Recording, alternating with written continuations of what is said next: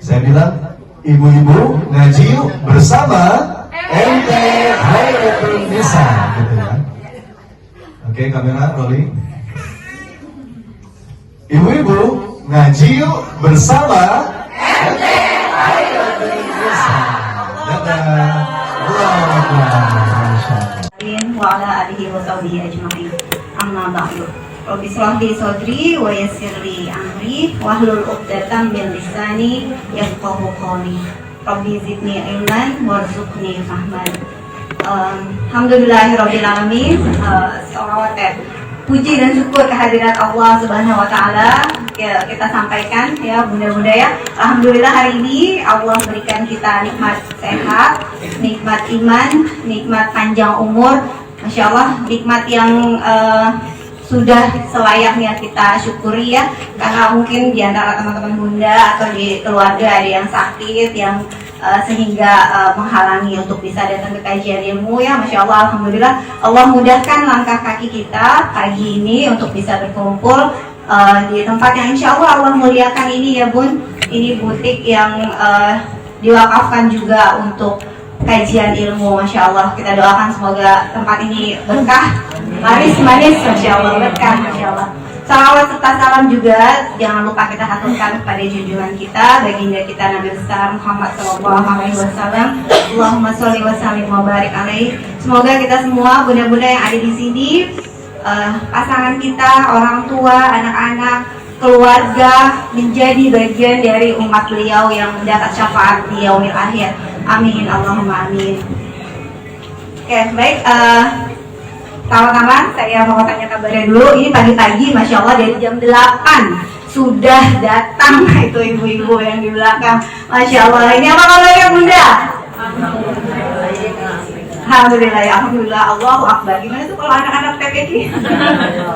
Subhanallah, Alhamdulillah, Allahu Akbar. Masya Allah, ini jam 8. Udah pada masak dong di rumah ya? Masak nggak? Udah masak ya? Pokoknya kita tuh tinggalin rumah, udah kondisi dapur itu sudah aman ya nggak? Supaya suami mengizinkan kalau kita ngaji ya kan? Jangan yang di rumah kelaparan, nanti besok-besok kita nggak boleh ngaji lagi. Bener nggak bun? Jadi kayaknya bunda pengalaman pribadi nih. Senyum-senyum aja. Oke, Alhamdulillah, terima kasih ya bunda hari ini sudah hadir di kajian MT Khairatul Nisa yang didukung oleh butik Siti Khadijah, juga didukung oleh Wardah.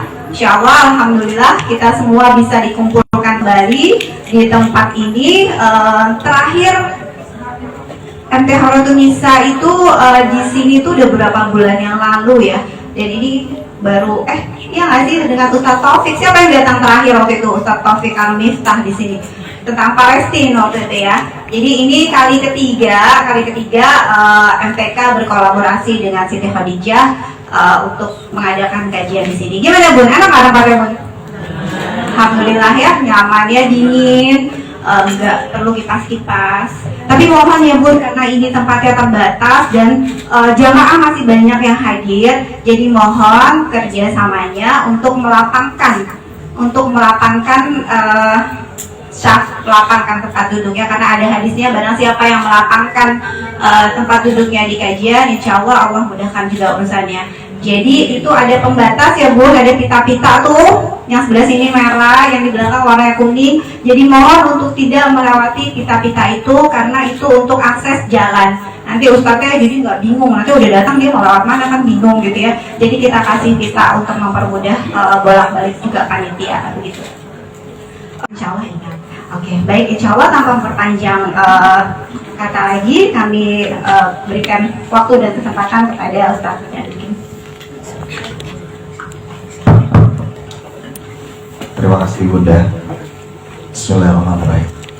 Saya melihat di belakang masih besar sepertinya ya. Mungkin bisa maju bun, ini masih bisa lebih ke depan. Biar di belakang kembali ke depan. Rapatkan barisan, boleh ya? Mari kita rapatkan saf-saf dalam taklim. Jangan melewati jam sini ya bun, jangan sini. Ya mungkin di sini, jadi bisa ya, masih maju. Kita doakan mudah-mudahan mukena Khadijah yang menyediakan tempat pagi hari ini. Semoga makin besar, makin luas insya Allah. Baik, bismillahirrahmanirrahim. Sambil silakan merapikan barisan. Allahumma ftah lana qulubana wa alhimna rushdana wahdina ila siratikal mustaqim. Saya buka dengan salam ibu-ibu sekalian. Assalamualaikum warahmatullahi wabarakatuh. Waalaikumsalam warahmatullahi wabarakatuh. Alhamdulillah.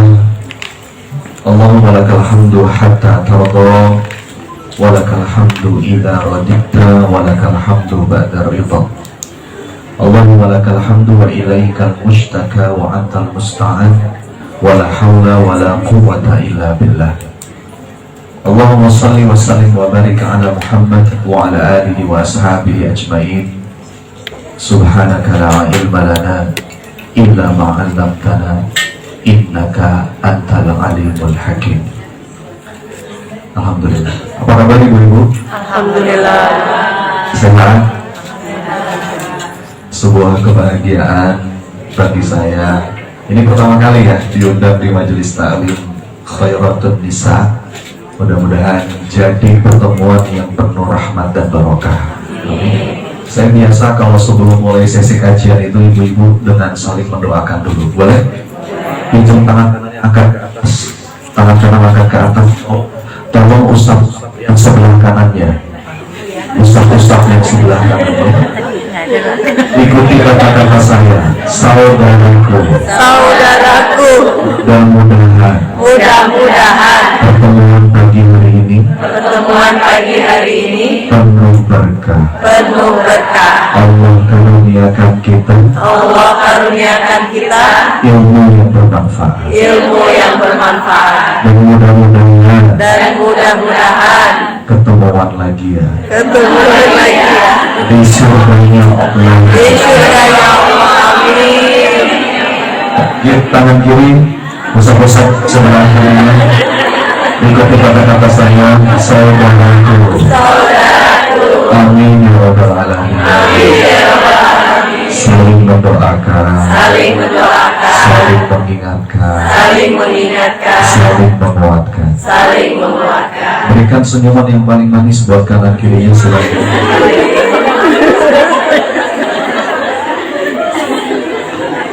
Ini apakah ada mic yang lain? Ini kayaknya putus-putus ya. Alhamdulillah.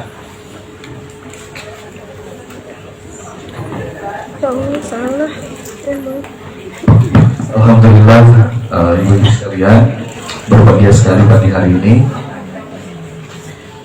Oke, ada info dari panitia, mobil Brio merah di apa ini? Oh, plat nomornya WIK, kunci mobilnya tolong dititip di reception, mungkin menghalangi. Brio merah. Ya. Alhamdulillah. Pagi hari ini, ibu sekalian, straight to the point. Tema apa yang coba kita bahas? Kira-kira penting nggak ibu kita bahas? Kenapa penting? Apa pentingnya?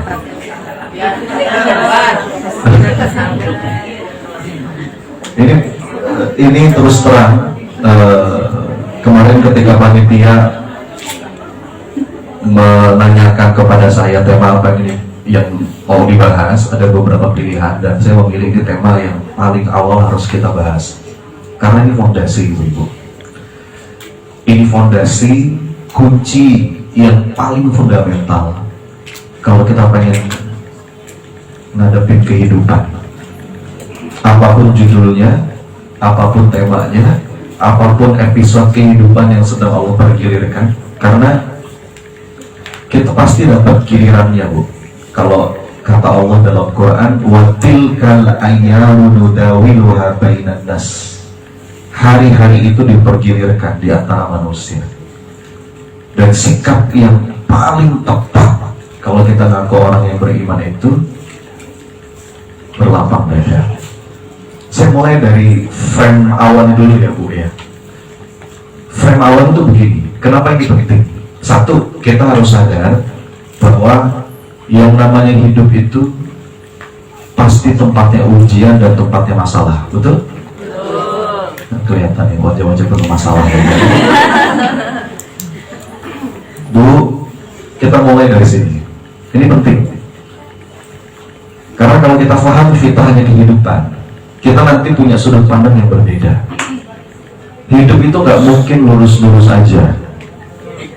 Life is never flat. Coba diulang. Life is never flat. Ini bukan iklan Citato. Saya nggak dibayar sama Citato. Hidup itu nggak mungkin lurus-lurus aja, Bu. Bahkan kalau kata Syekh Ibnu Athaillah dalam kitab Al-Hikam, ini sebuah kitab yang mengubah hidup saya. Kalimatnya begini: La tastaghrib wuqu'al aqdar. Jangan kamu heran, jangan kamu terkejut kalau dalam hidup ini kamu menemui banyak kesulitan, karena memang itulah watak asli dari kehidupan dunia. Ya, selama kita hidup, kita pasti akan ketemu yang namanya masalah. Bahkan Allah berfirman dalam Quran surat Al-Baqarah ayat 214. Ini salah satu ayat kesukaan saya, karena ini betul-betul merangkum hakikat dan fitrahnya kehidupan. Kata Allah, Bu, dalam ayat ini, am hasibtum an tadkhulul jannah. Apakah kamu mengira kamu akan masuk surga begitu saja? Walamma ya'tikum mathalul ladzina khalau min qablikum. Padahal kamu itu belum diuji, kamu itu belum merasakan apa yang dirasakan orang-orang sebelum kamu. Jadi ujian adalah sebuah keniscayaan. Bahkan dalam lanjutan ayatnya kata Allah, massathumul ba'sa wad-dharra'u wazulzil. 3 level dulu yang akan kita alami dalam hidup. Saya mau ngautin ya, tapi ini memang fitrahnya kehidupan. Level 1, massathumul ba'sa, kata Allah. Ba'sa, apa itu ba'sa lu? Ba'sa itu masalah, ujian, challenge, tantangan, tapi masih enteng. Disebut dengan ba'sa. Makanya orang Arab kalau ada masalah yang enteng ngomongnya gimana? Nah, la ba'sa. La ba'sa.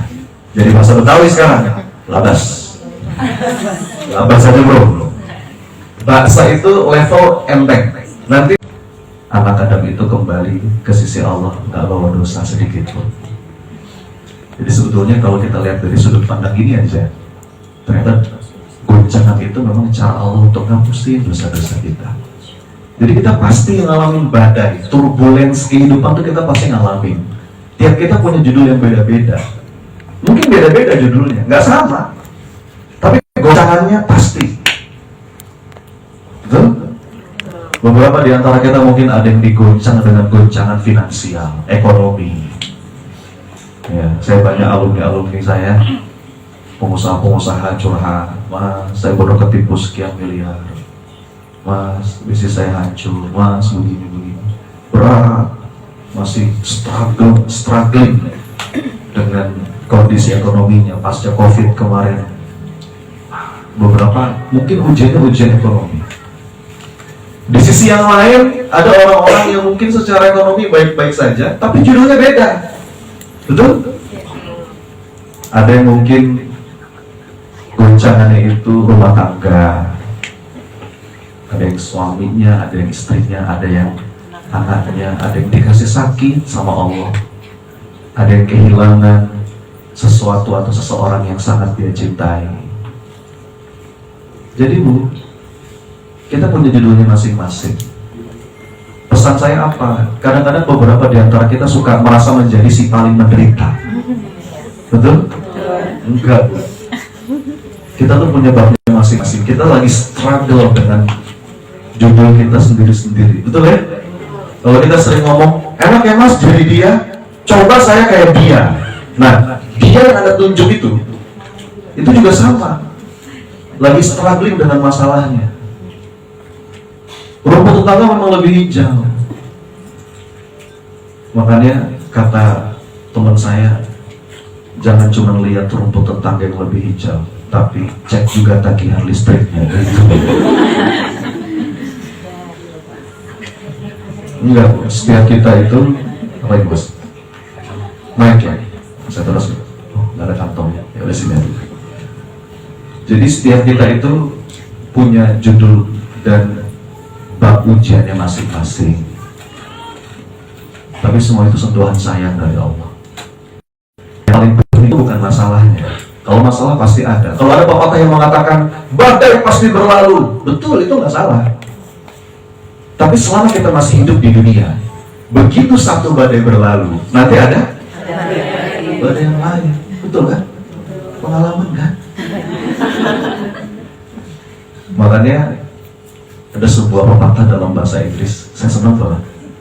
Bunyinya begini: life is not about waiting the storm to pass.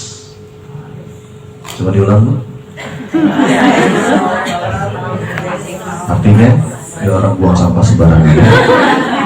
Hidup itu bukan tentang nungguin badai berlalu, but life is about how to dance in the middle of the storm.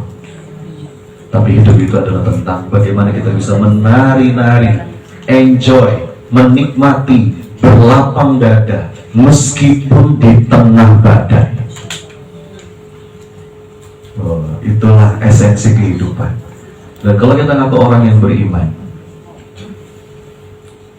harusnya kita jadi orang yang paling bahagia. Kalau kata Imam Ibnul Qayyim, dengan kacamata iman kita selalu bisa menemukan keindahan dalam setiap takdir kehidupan. Dia yakin semuanya baik dari Allah. Jadi goncangan itu pasti ada.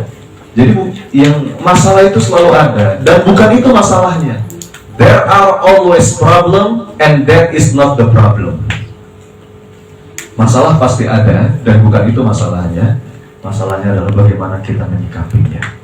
Dan fondasi yang paling penting adalah pintu, gini Bu, pintu gerbang rezeki, pertolongan Allah, jalan keluar, kemudahan, itu tuh lapang dada. Saya lagi nulis buku ke-7 sekarang. Saya udah nulis 6 buku. Bu Ibu alhamdulillah 6-6-nya bestseller ya. Di atas 10.000 eksemplar semua. Sekarang lagi nulis buku ke-7, judulnya Lapang Dada. Saya gemes banget ingin menyampaikan, saya lagi kemana-mana lagi bawa narasi ini. Saya sangat yakin lapang dada ini kunci kehidupan. Dalilnya apa? Banyak. Satu, yang saya pakai ini, doanya Nabi Musa alaihissalam. Ibu-ibu kenal Nabi Musa? Kenal di mana? Tahu Nabi Musa? Dan kalau kita ngomongin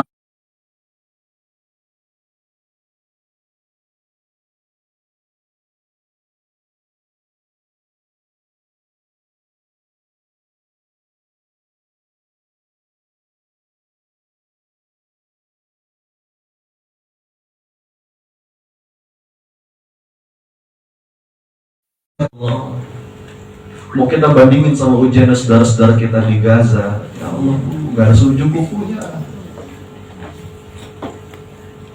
Karena Allah tahu level keimanannya, mereka mau di situ.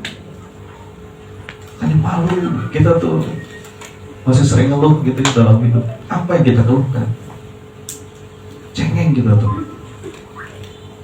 Juga dengan saudara-saudara kita. Makanya kemarin itu saya terakhir saya tugas nemenin jamaah umroh tuh, saya sampai ketika dalam umroh tuh, biasanya kan kalau kita umroh itu kan momentum untuk doa, betul ya Bu? Ya. Itu biasanya setiap kali kita umroh tuh itu kesempatan kita untuk bermunajat kepada Allah. Apalagi di dalam umroh tuh, di depan Ka'bah, di Multazam. Terakhir saya umroh kemarin itu, saya sampai nggak sampai hati saya minta sama Allah. Yang ada malu. Saya ngeliat, saya sampai kadang-kadang setiap kali mau tidur tuh suka nangis. Saya buka Instagram, buka TikTok gitu ya, dan video-video ada seorang ayah yang meluk anaknya yang lagi lucu-lucunya, dan ayah itu bilang, nah kita ketemu lagi di surga ya. Atau sebaliknya ada seorang anak yang mencium jasad ayahnya, sambil nangis anak itu. Ada seorang bapak yang rumahnya hancur, tinggal puing-puing, dibom sama Zionis, terlaknat. Tapi ketika diwawancara yang terucap, alhamdulillah, ini takdir dari Allah. Saya tuh kemarin Bu, ketika umur terakhir tuh di dalam roh saya bilang, ya Allah, apalagi yang mau saya minta? Banyak banget nikmat-Mu ya Allah. Hambanya ingin bersyukur. tiba-tiba saya ingat wajah anak saya 3 Bu. Sekebayang anak-anak saya lari-lari, masih bisa saya peluk, dan dia balas peluk, ya. Badannya masih hangat, jantungnya masih berdegup. Saya bayangin saudara-saudara kita di Gaza, seorang bapak yang sampai pilu gitu ya dari wajahnya. Ya Allah, apalagi yang mau saya minta? Ya. Apa sih doa kita? Kadang-kadang doa kita itu isinya kecenderungannya materi lah. Pengen rumah yang lebih luas, pengen bisnis yang lebih hebat. Malu ngelihat saudara-saudara kita di Gaza kita yang terucap dari lisannya, Alhamdulillah, Alhamdulillah. Tapi sih merenung aja, sampai akhirnya saya sadar, tetap ada yang perlu saya minta. Yang ini belum tentu saya punya, tapi mereka yang di Palestina punya. Apa itu? Ampunan dan rahmatnya Allah. Makanya kemarin itu ketika terakhir saya umrah itu aja yang saya ulang-ulang. Rabbighfir warham wa anta khairur rahimin. Ya Allah, ampunin rahmati hamba ya. Ya. Jadi kita tuh punya level masalah yang beda-beda. Ujiannya kita beda levelnya sama ujiannya saudara kita di sana. Ujiannya para nabi lebih berat lagi. Jadi ada levelingnya, dan di antara para nabi itu ada yang spesial, 5 rasul. Nabi ada berapa Bu? Nabi itu menurut beberapa keterangan ada 124.000. Ya. Rasul ada sekitar berapa? Dalam beberapa literatur ada 300 sekian. Kita ketahui ada berapa? 25 nabi dan rasul. Dari 25 itu ada 5 yang Allah khususkan, namanya ulul azmi minar rusul. Ada 5, siapa aja? Yang urut. 1 Nabi Nuh alaihissalam. Yang kedua Ibrahim alaihissalam. Yang ketiga Musa alaihissalam. Yang keempat Isa alaihissalam. Dan yang kelima Rasulullah Muhammad SAW. Ini 5 nabi yang khusus, makanya ulul azmi minar rusul. Derajatnya beda di sisi Allah. Dan di antara 5 nabi dan rasul ini, yang paling banyak Allah sebutkan dalam Quran itu adalah Nabi Musa. Ini menarik nih. Nabi Musa itu Bapak Ibu, ya Allah, yang dihadapi itu berat. 1, dia harus ngadepin Firaun. Kita semua tahu Firaun itu secara logika akal sosok yang gak mungkin bisa dikalahkan. Mengalah gimana? Gak bisa. Berkuasa, semua dia punya. Apalagi yang diurusin itu Bani Israel, kaum yang paling dablek sepanjang sejarah peradaban manusia. Kalau kita pengen tahu Bu, kaum yang paling gak tahu diri dan gak tahu syukur, itu siapa? Bani Israel. Makanya banyak Allah kisahkan dalam Quran. Berat tuh Nabi Musa itu yang dihadapi. Ya. Bani Israel tuh Bapak Ibu ya, kurang apa Allah, rahmat Allah untuk mereka banyak banget. 1, mereka diselamatkan dari Firaun, ya kan? Laut itu sampai dibelah. Coba beres dari Firaun, mereka belum jelas kan mau tinggal di mana, betul? Luntang-lantung di padang gurun tandus, panas tuh, panas itu. Tapi karena rahmat Allah, Allah utus awan untuk menaungi mereka. Coba bayangin, padang gurun tandus dibikin sejuk karena Allah utus awan untuk menaungi mereka. Berikutnya, mereka haus, betul? Haus. Bagaimana rahmat Allah untuk mereka? Dipukul tongkat Bu, Nabi Musa, keluar mata air. Berapa? 12. Sesuai dengan jumlah kabilahnya. Lihat, bukan 1, berapa Bu? 12. Dan itu nggak perlu pakai sa'i dulu.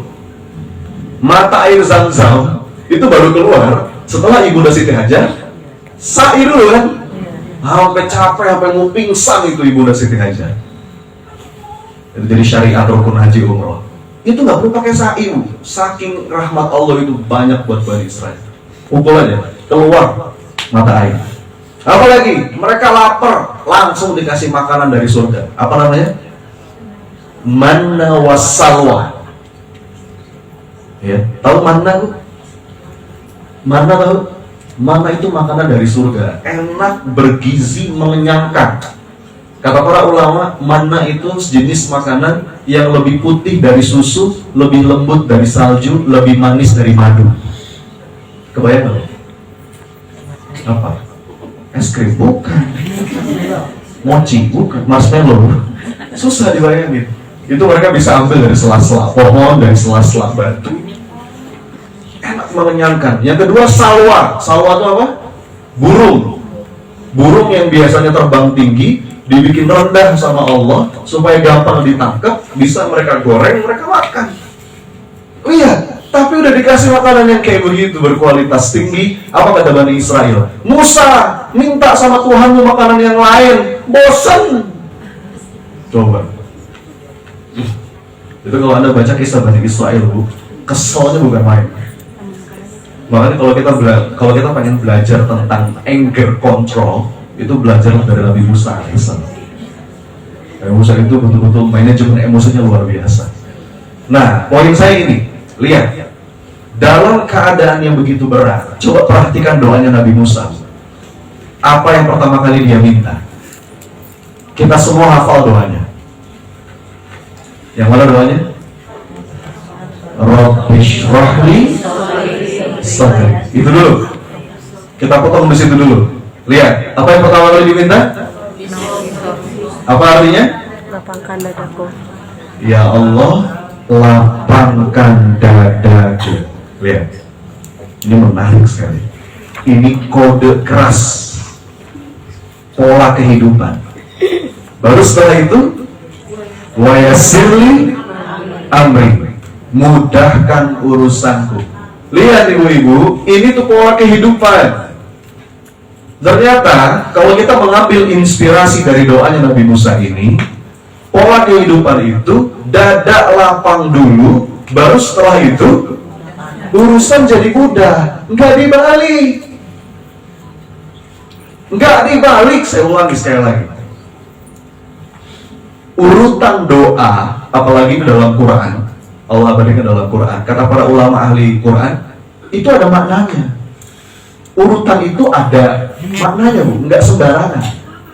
Kenapa dalam beberapa ayat Allah menyebutkan laki-laki dan perempuan? Laki-laki dulu disebut, baru perempuan. Tapi ada ayat yang lain Allah menyebutkan perempuan dan laki-laki. Kenapa jihad itu yang disebutin pertama kali? Harta dulu, baru jiwa.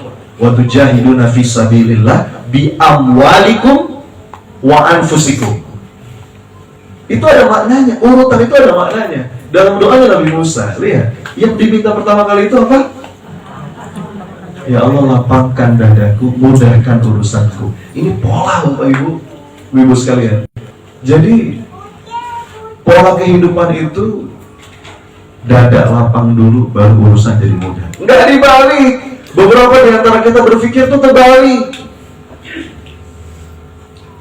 Mas, nanti Mas, kalau urusan saya udah mudah, kalau utang saya udah lunas, kalau sakit saya udah sembuh, kalau suami saya udah berubah, kalau saya udah mendapatkan apa yang saya inginkan, kalau saya udah punya ini itu, udah begini dan begitu, baru Mas dada saya lapang.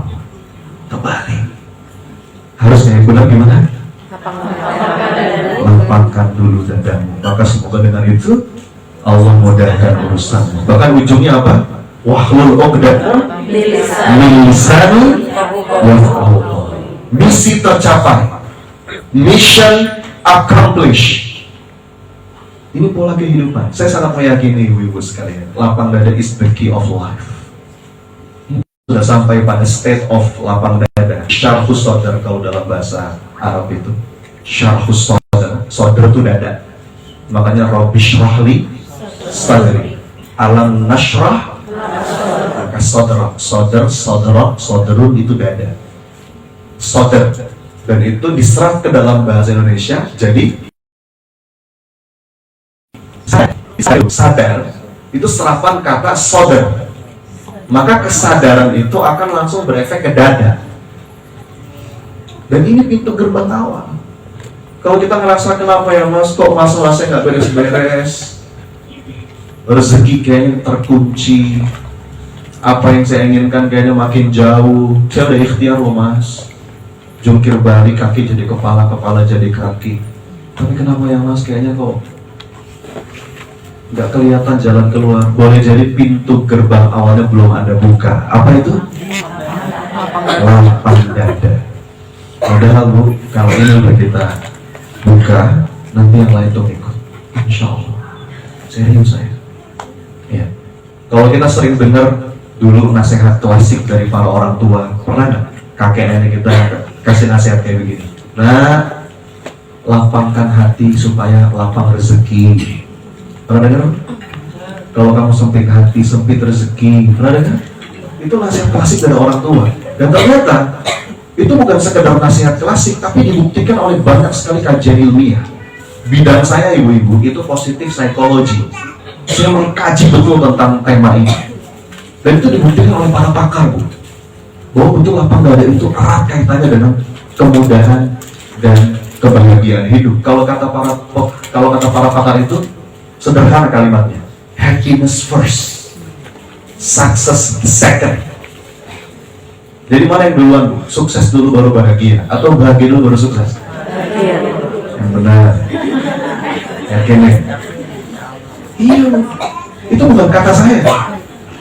Para pakar bilang, dari riset yang dia lakukan, satu kesimpulannya, happiness first. Kadang-kadang kita punya prinsip itu bahagianya bahagia jika. Bahagia apa? Bahagia jika. Mas, saya baru bahagia jika. Nah, jika ini banyak tuh. Jika ini, jika itu. Padahal Bu, kalau kata para pakar, ini bukan kata saya ini. Ini kata para pakar. Beliau mengatakan, mereka mengatakan, siapapun yang punya prinsip hidup bahagia jika, maka sampai kapanpun dia nggak akan pernah bisa bahagia. Kenapa? Karena kalaupun jika yang dia syaratkan sudah tercapai, dia akan selalu punya jika yang lain. Jadi mudah-mudahan sekalian, lapang dada itu the key of life. Nah sekarang, ini bahasan yang sangat panjang. Saya bahkan nulis satu buku tentang ini. Saya kalau bikin kajian online itu saya punya mentorship tuh minimal 17 kali pertemuan. Ya. Tapi di waktu yang singkat ini saya akan jelaskan beberapa fondasi intinya. Ada 5 hal yang ini paling bisa membuat dada kita sempit. Dan 5 hal ini perlu kita kasih penawarnya supaya lapang. Penting kira-kira? Penting kan ya? Saya mau ngasih 5 penawar agar dada kita lapang. Tapi sebelum saya kasih penawarnya, kita harus tahu dulu sebabnya. Gitu kan? Begitu kita tahu sebabnya, baru kita bisa kasih penawarnya. Ya. Kayak dokter itu sebelum ngasih obat, dia tanya dulu. Diagnosa dulu. Nah sekarang mari kita diagnosa. Jangan-jangan 5 hal ini ada dalam diri kita, sehingga dada kita sempit. Kalaupun itu ada, kita tahu penawarnya apa. Ya. Siap? 5. 1. Sebab pertama yang bikin dada kita sempit, apa itu? Meratapi masa lalu. 1. Coba ulang. Apa? Meratapi masa lalu. Sekali lagi. Meratapi masa lalu. Bu, hati-hati. Ada 2 kata yang akan membuat hidup Anda menderita. Mau tahu? 2 kata itu adalah seandainya saja. Apa Bu? Seandainya saja. Sekali lagi. Kalau Anda masih sering ngomong 2 kata itu, saya pastikan hidup Anda penuh penderitaan. Kata Rasulullah nggak boleh dalam urusan takdir kita ngomong seandainya saja. Sambil bengong gitu ya malam-malam sebelum tidur. Duh, seandainya saja suamiku bukannya gitu.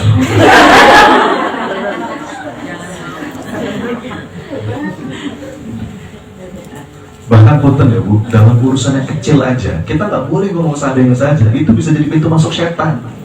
Contoh nih, Anda lagi jalan, naik mobil atau naik motor, ada 2 pilihan arah, belok kanan, belok kiri. Anda pilih, Anda putuskan belok kanan. Macet. Begitu belok kanan, macet. Sudah ngomong, seandainya saja tadi saya belok kiri. Itu tak boleh. Kata Rasulullah, itu bisa jadi pintu masuk ke setan. Putar balik aja, tapi nggak usah ngomong. Tapi katakan qadarullah wa masya'. Ambil pelajaran, pasti ada hikmahnya dan pasti baik pada akhirnya. Kalau kita ambil lessons, pelajaran dari yang sudah. Kalau kita banyak salah, tobat, minta ampun sama Allah. Jangan meratapi yang sudah. Maka ini penting, Bu.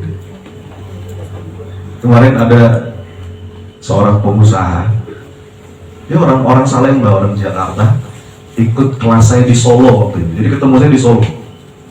Dia ikut kelas saya, kelas render judulnya itu. Habis ikut kelas, dia datangin saya, dia curhat. Mas Roni, makasih ya. Saya sekarang lega. Dia baru ketipu 10M. Kenapa Bu? Iya Mas, kemarin saya masih ngomong, seandainya saja saya nggak ketemu sama dia, seandainya saya nggak kenal sama orang itu, seandainya saya nggak percaya sama dia, seandainya saya nggak transfer ke dia, seandainya. Sudah. Yang sudah. Katakan qadarullah wa masya'. Tinggal apa pelajaran yang bisa kita ambil, apa hikmahnya, ya. Bahkan kata Rasulullah, semua urusan orang beriman itu bisa jadi baik kalau sikap kita tepat. Ajaban li amril mu'min inna amrahu kullahu khair. Urusan orang yang beriman itu semuanya baik. In asabathu syarra'u syakara fakanat khairul lahu wa in asabathu darra'u sabara fakanat khairul lahu. Kalau dia dapat yang enak, dia bersyukur, maka itu jadi kebaikan. Kalau dia dapat yang gak enak, dia bersabar, dia ambil pelajaran, dan itu bisa jadi kebaikan. Jadi Bu, masa lalu itu bukan untuk kita ratapi, ya, tapi untuk kita ambil pelajaran, kita ambil hikmah apa yang bisa kita perbaiki. Maka penawarannya apa? Nah, penawar untuk sebab sempit dada yang pertama ini adalah ridho. Coba diulang, apa? Ridho. Sekali lagi. Dan ini perlu dilatih ya Bu ya. Jadi perlu saya tegaskan, lapang dada itu sebuah kemampuan, skill. Ya, persis seperti definisi skill pada umumnya. Yang namanya skill itu perlu dilatih. Proses belajar itu Bu, gini, ada tiga tapak. Awalnya nggak tahu, jadi tahu. Setelah tahu, mau. Habis mau, mampu. Tahu, mau, mampu. Coba diulang. Tahu, mau, mampu. Ibu-ibu ikut kajian, ikut seminar, itu mungkin baru di level tahu, betul? Ya. Belum tentu mau. Nanti lebih dalam lagi mau. Bedanya apa? Kalau tahu tuh di sini teori, kalau mau tuh udah di sini. Tapi belum tentu mampu. Nah, dari mau menuju mampu itu butuh latihan. Jadi nggak bisa tuh, Anda ikut kajian 1 jam 2 jam, habis selesai kajian, dada saya lapang. Hebat banget Ustaznya. Butuh latihan. Ya. Dari mau menjadi mau itu butuh riadoh. Nah, ini yang perlu kita latih. Penawar pertama yang perlu kita latih itu adalah ridho namanya. Apa? Ridho. Acceptance. Apa itu? Penerimaan. Akhlak pertama Bu, akhlak pertama yang perlu kita berikan sebagai orang yang beriman. Ketika sesuatu itu sudah terjadi, ini sudah terjadi loh ya, sudah terjadi, maka akhlak pertama itu ridho, acceptance, menerima.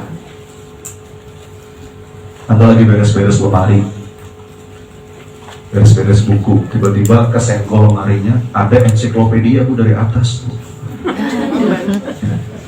Jatuh di bak kepalaan, tahu ensiklopedia Bu? Terus gimana akhlak pertama kita? Kesel.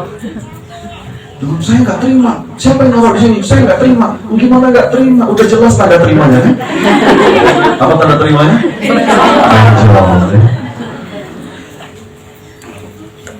Ridho itu meyakini semua ada hikmahnya dan semua pasti baik pada akhirnya. pasti ada pelajaran, ada pesan cinta dari Allah dalam setiap kejadian. Ya. Bahkan ibu, ya saya mau bilang, kata para ulama, ibadah hati yang ridho itu bobotnya di sisi Allah bisa lebih berat dibandingkan sholat malam. Serius saya, serius ini, saya nggak ngarap. Para ulama mengatakan, terkadang ibadah hati yang ridho itu bobotnya di sisi Allah bisa lebih berat daripada ibadah-ibadah sunnah apapun. Coba sebutin apa aja ibadah sunnah. Tahajud, puasa sunnah, umroh, yang itu sunnah kan? Kata para ulama, terkadang ibadah sunnah apapun itu masih lebih berat ridho dibandingkan itu. Maksudnya apa? Ada loh Bu, hamba-hamba Allah yang mungkin secara zahir ibadahnya biasa-biasa aja, nggak soleh-soleh amat lah gitu maksudnya. Yang penting yang wajib dia pegang, yang wajib nggak lepas. Nah itu batas minimal. Ya. Tapi yang sunnah ya kadang-kadang biasa-biasa aja.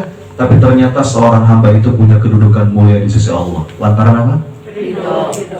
Dunia itu nggak pernah menunggu. Mungkin masalah masih banyak, tapi setiap kali bangun tidur, alhamdulillahilladzi ahyana ba'da ma amatana wa ilaihi nusyur. Makasih ya Allah. Doanya itu roti itu hamba itu ya Rabbul Karam, yang mengatur segala urusan. Jadi ini bukan persoalan kecil. Dan ngomong-ngomong, seseorang itu akan mudah ridho kalau dia berharap Allah meridhoinya.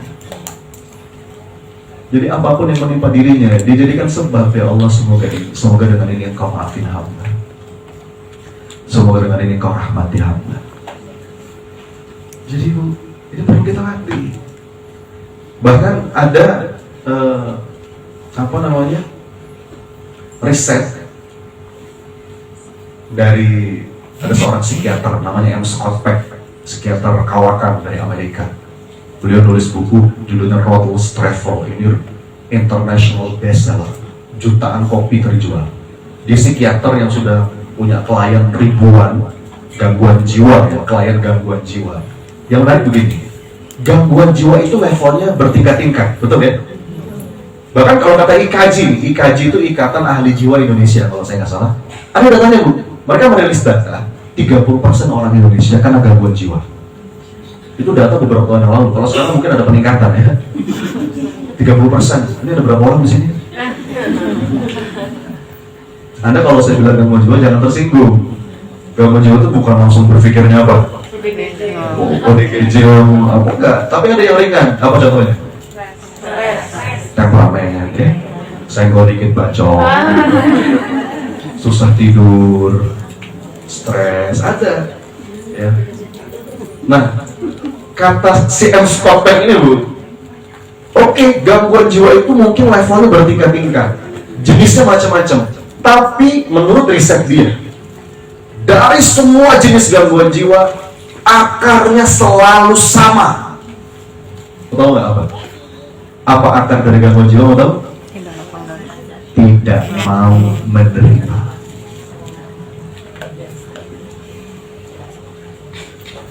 Nggak mau menerima. Maka Bu, penawar ridho ini perlu kita latih. Tadi itu doa yang perlu kita baca setiap pagi, setiap petang. Ini doa yang sudah kita hafal dari TK. Doanya gimana? Raditu ya Rabbah wal Islami dinan. Dalam hidup ini ibu-ibu sekalian, kadang-kadang yang terjadi sesuai dengan apa yang kita inginkan. Betul?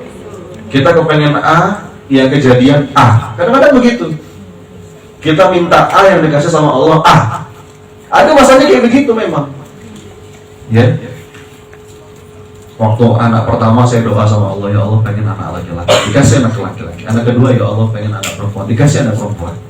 Anak ketiga perempuan lagi, ya Allah anak perempuan lagi. Kadang-kadang kita minta A, Allah kasih A, betul? Tapi ada masanya kita kepengen A, kita minta A, Allah kasih B. Kenapa? Karena menurut ilmunya Allah, B itu lebih baik dan lebih kita butuhkan. Ya Bu? Tapi kadang-kadang mata kita ke A terus.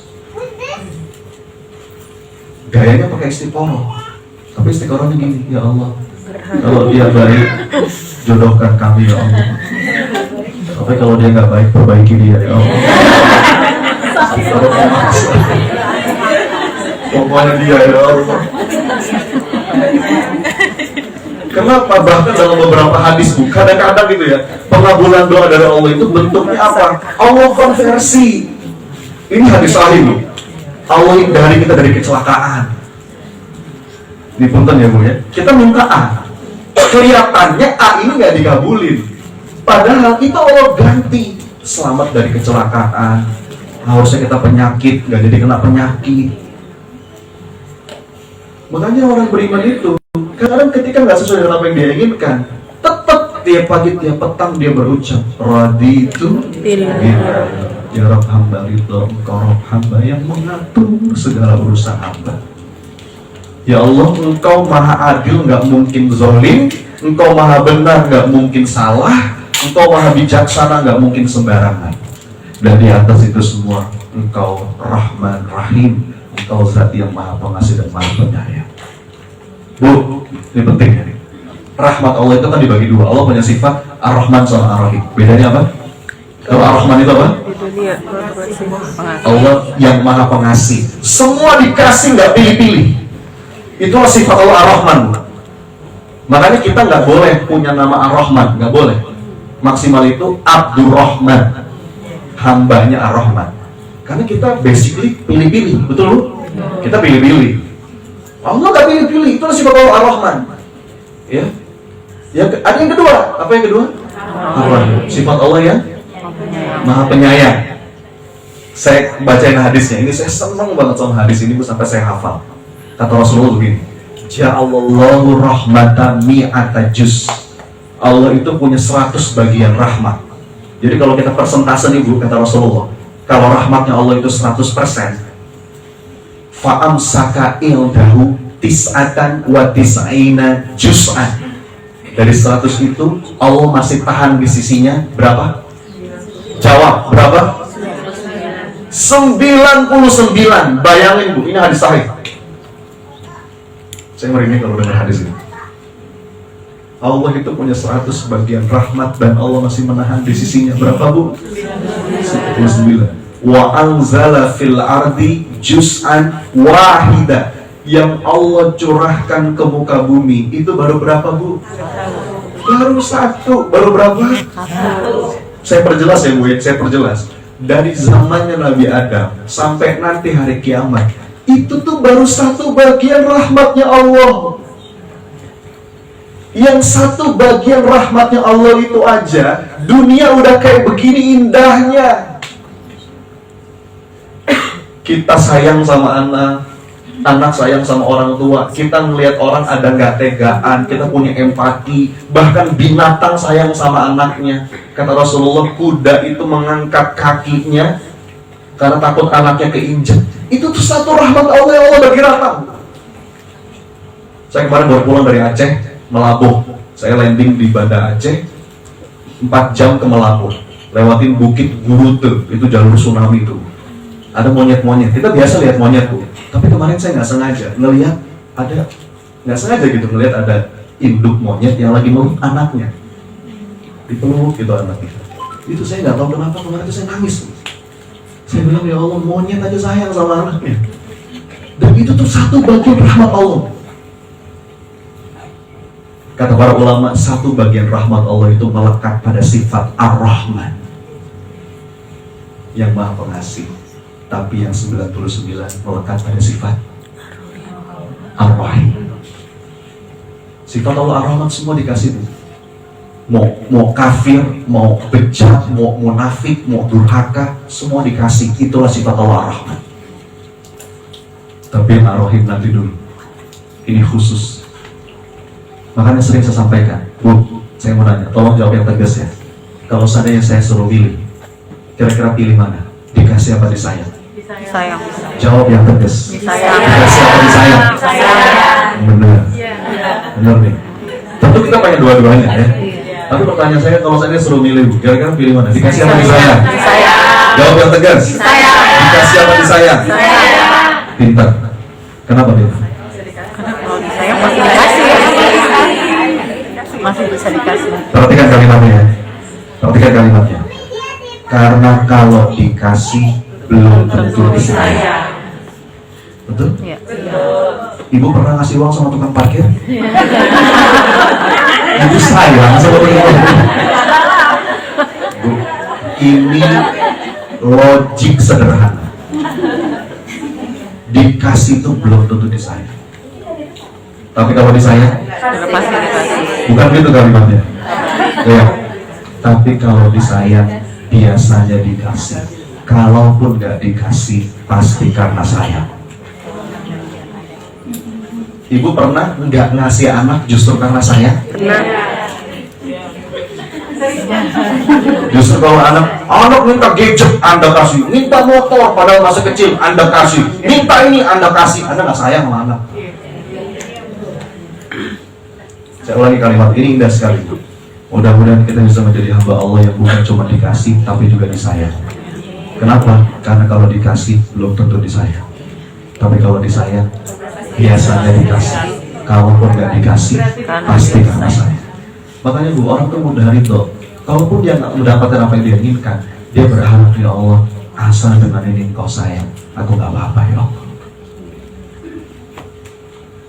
Ketika dia pengen sesuatu, mungkin itu nggak dia dapat, asal dengan ini Engkau ridho, hamba ridho ya Allah. Lapang dada. Baru satu nih. Tadi apa yang satu? Meratapi masalah. Penawarnya apa? Ridho. Dua. Ini pasangannya nih biasanya.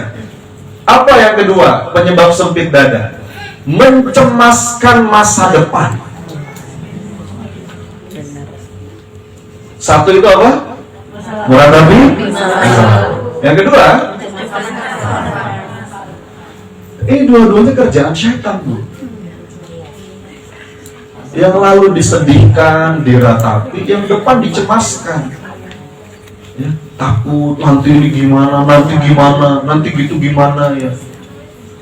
Makanya di antara definisi kebahagiaan di dalam Quran itu la khaufun alaihim wa la hum yahzanun.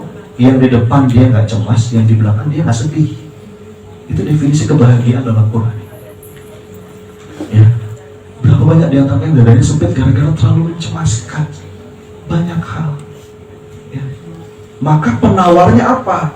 Penawar kecemasan atas masa depan itu, Bu, namanya berserah atau tawakal Allah. Ini perlu kita latih. Dia itu nitip, yakin apa yang Allah siapkan pasti itu jauh lebih baik daripada apapun yang kita inginkan. Dan memang bahan baku dari lapang dada itu iman dan tawakal, kata para ulama. Ada doanya tuh. Ada seorang ulama, Bu, yang berdoa kepada Allah ketika dia minta dada dilapangkan. Doanya begini: washrah suduraha bifaidil imani bik wa jamili tawakkulli alaik. Ya Allah, lapangkan dadaku dengan apa? Dengan iman yang melimpah dan berserah yang indah. Jadi ternyata ingredients atau bahan baku dari lapang dada itu ada belief, percaya, dan berserah, surrender. Ini jadi satu, Bu, nggak bisa dipisah. Anda baru bisa berserah setelah Anda percaya, betul? Ibu kalau mau nitip barang, nitipnya sama siapa? Sama pihak yang Anda percaya, betul kan? Nah, saya sering kasih analogi begini. Anak saya itu, Bu, yang nomor 1, namanya Kim. Dia itu kalau saya ajak jalan, kita kan biasa punya waktu ya, punya quality time sama keluarga, ya sebulan sekali, sebulan 2 kali, ngajak jalan keluarga, makan di mana atau main kemana gitu. Anak saya tuh kalau saya tanya, mau kemana bulan ini? Apa jawaban dia? Terserah Abi aja. Jawaban itu dia sebutkan atas dasar apa? Kepercayaan. Kan kalau abinya yang ngajak, dia tahu pasti abinya ngajak ke tempat yang terbaik. Bahkan setelah saya ajak, dia berserah kepada abinya. Dan terserah abi aja, gitu kan? Anda baru bisa berserah kalau Anda percaya. Berbeda dengan konsep terserahnya perempuan yang ditanya mau makan apa. Saya makan apa saya? Terserah.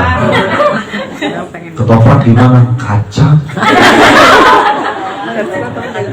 Ya udah. Soto Betawi yuk, santan. Terus mau makan apa? Terserah. Jadi orang nih kalau sudah bulat percaya harusnya berserah, nitip. Punten ya, ibu siapa bu? Ibu siapa? Ibu Yuli. Bu titip handphone boleh bu? Ini iPhone 14 ini.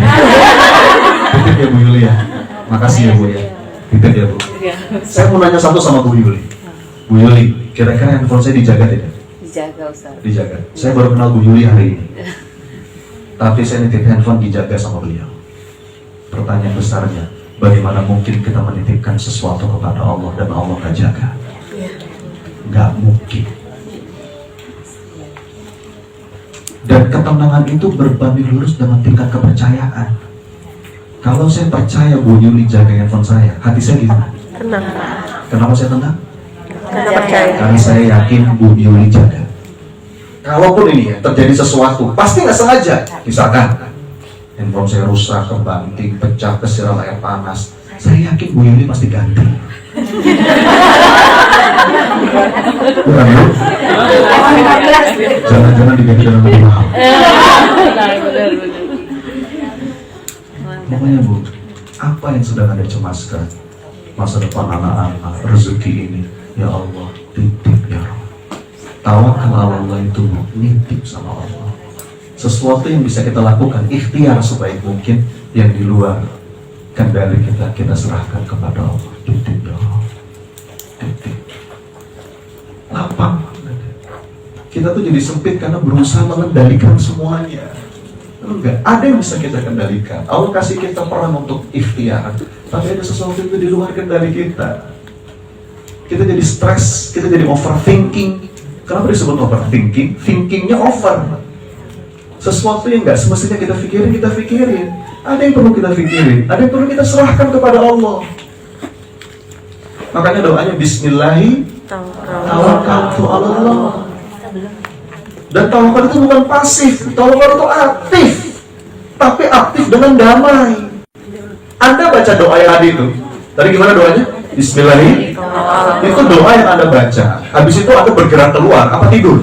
Bergerak. Itu doa Anda baca mau keluar kan? Iya. Anda mau ikhtiar, Anda mau bergerak. Bukan doa mau tidur itu. Jadi tawakal itu upaya aktif. Jadi tawakal bukan pasif. Tawakal itu aktif, tapi aktif dengan tenang.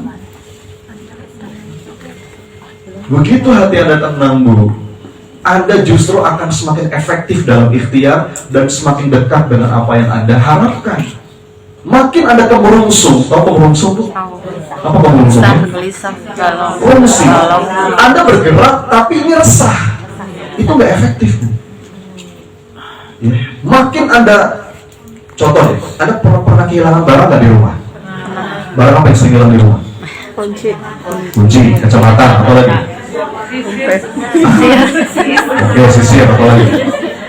Pertanyaan saya satu, apa yang terjadi ketika batin Anda ngotot nyari barang itu? ya rasa kurus. Nggak ketemu? Kapan ketemunya? Setelah lama. Lagi sholat Bu. Nah, itu dibantuin setan berarti ya. Allahu Akbar. Habis itu tuh. Tapi itu bisa ada penjelasannya. Begitu Anda resah, ikhtiar Anda malah gak efektif. Begitu Anda tenang, ikhtiar Anda akan powerful. Satu lagi saya mau nanya, Anda punya gak Bu, seseorang yang kepingin banget Anda ubah, tapi semakin Anda ingin mengubahnya, semakin dia gak mau ubah? Ada? Ada? Nah, saya tahu. Biasanya orang dekat gitu ya. Sekarang kenapa Anda terlalu susah berubah? Karena batin Anda belum tenang. Anda pahami bahwa Anda gak bisa ngasih hidayah. Anda serahkan kepada Allah. Nanti ikhtiar Anda akan tenang. Jadi masa depan itu bukan untuk kita cemaskan, tapi untuk kita titipkan kepada Allah. Jagain ya Allah. Titip ya Allah. Ya. Dua, mencemaskan masa depan. Penawarnya apa? Tawaran. Tadi satu apa? Menghadapi. Yang kedua, mencemaskan masa depan. 3 sekarang. Nah ini kalau 3 ini kita lengkap, waduh, saya pastikan hidup Anda menderita. 1, meratapi masa lalu. Yang kedua, mencemaskan masa depan. Yang ketiga apa? Tidak menikmati hari ini. Itu namanya trio tragis. Yang sudah lalu diratapi, disedihkan, yang di depan dicemaskan, yang sekarang udah lengkap semua. Itu nerakanya dunia. Ya. Jadi kalau yang pertama penawarnya Rito, yang kedua penawarnya tawakal, yang ketiga kira-kira penawarnya apa? Syukur. Syukur. Gratefulness.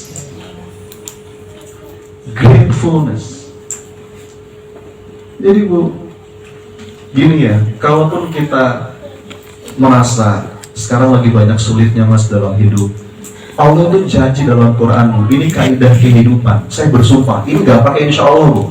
Saya ulang sekali lagi ya, ini gak pakai insya Allah, tapi ini demi Allah. Apa? Setiap satu kesulitan itu tuh Allah barengin minimal dengan 2 kemudahan. Gak pakai insya Allah. Anda semua hafal ayatnya. Fa inna ma'al usri yusra. Terus Inna ma'al usri yusra. coba Bu ya, kalau kita orang awam ngelihat 2 ayat ini kan 2 ayat nih Bu. Quran surat Al-Insyirah. Nama suratnya aja Al-Insyirah, atau nama lainnya Asyarah. Apa artinya? Kelaparan. Ayat 5, ayat 6. Itu kalau kita lihat kayaknya cuma ayat yang diulang-ulang. Betul ya? Coba gimana? Fa inna ma'al usri yusra. Terus Inna ma'al usri yusra. itu kayak 2 ayat yang diulang, betul kan? Tapi Bu, para ulama jeli melihat 2 ayat ini itu bukan 2 ayat yang diulang. Kenapa? Karena ketika Allah menyebutkan kesulitan, Allah pakai alif lam, al-usri. Alif lam itu artinya ma'rifah, sesuatu yang definitif. Tapi ketika menyebut kemudahan, Allah nggak pakai alif lam, yusra. Allah nggak bilang al-yusra, tapi langsung yusra. Fa inna ma'al usri yusra. Kalau nggak pakai alif lam itu artinya nakirah, sesuatu yang indefinitif. Apa kata para ulama? Kesimpulannya, kesulitan di ayat yang kelima dan kesulitan di ayat yang keenam sama, barangnya sama. Al-usri, tapi kemudahan di ayat yang kelima dan kemudahan di ayat yang keenam tidak sama. Maka satu kesulitan itu minimal, saya katakan minimal, itu bareng dengan 2 kemudahan. Demi Allah nggak pakai insya Allah. Kalau ada curhat sama saya, Mas Wani, masalah saya Mas A, B, C, D, E, disebutin 50 kesulitan, saya jamin demi Allah bersamaan dengan itu ada berapa kemudahan? 100. Masalahnya Bu, mata kita aja nggak lihat. Kalau itu pasti dibalikin. Mata kita aja nggak nih ya. Nih Bu, ada sebuah cerita. Ada seorang murid yang bertanya sama gurunya, "Guru, ajari aku makna kebahagiaan, Guru." Kata gurunya, "Benar kamu mau belajar?" "Iya Guru, aku mau belajar makna kebahagiaan." "Baik, kamu saya kasih tugas. Tugasnya apa? Bawa segelas air. Nih, segelas air penuhin sampai penuh.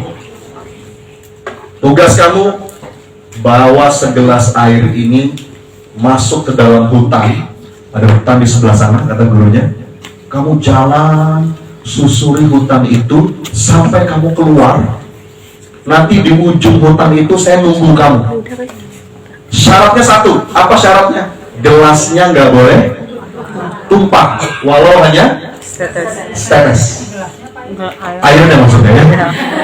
Gelas yang berisi air penuh ini nggak boleh tumpah walau hanya setetes. Kalau tumpah setetes, balik lagi, isi lagi. Gitu Guru?" "Iya." "Baik." Dijalani tugas dari gurunya Bu, dia isi segelas air penuh, masuk ke dalam hutan. Tadi syaratnya apa? Nggak boleh. Berarti gimana caranya supaya tumpah? Pelan-pelan. Matanya kemana matanya? Jalan pelan-pelan, selangkah, selangkah, terus sampai dia berhasil, Bu. Dia berhasil sampai ke ujung hutan, dia ketemu sama gurunya. Guru, berhasil. Lihat guru, nggak ada yang tumpah guru. Berhasil. Bagus, kata gurunya. Terus muridnya nagih ilmu dari gurunya. Kalau gitu guru, apa itu makna kebahagiaan? Gurunya merespon dengan sebuah pertanyaan. Sekarang saya mau nanya sama kamu. Apa pertanyaannya? Keindahan apa yang kamu temukan di dalam hutan tadi? Apa jawaban muridnya kira-kira? Apa jawaban muridnya? Fokusnya magelas. Fokus pada Keindahan apa guru? Tidak ada keindahan itu. Padahal Bu, begitu diajak balik lagi sama gurunya, ayo, dia masuk ke hutan di jalan yang sama. Ternyata Bu, di sebelah kiri itu ada danau indah sekali. Ada bukit-bukit rumput warna hijau asri. Di sebelah kanan itu Bu, ada kebun bunga warna-warni, kupu-kupu berterbangan. Tapi dia nggak lihat itu. Kenapa kira-kira? fokus sama air. Ini masalah kita, ini kesulitan kita Bu. Kita sini terus nih.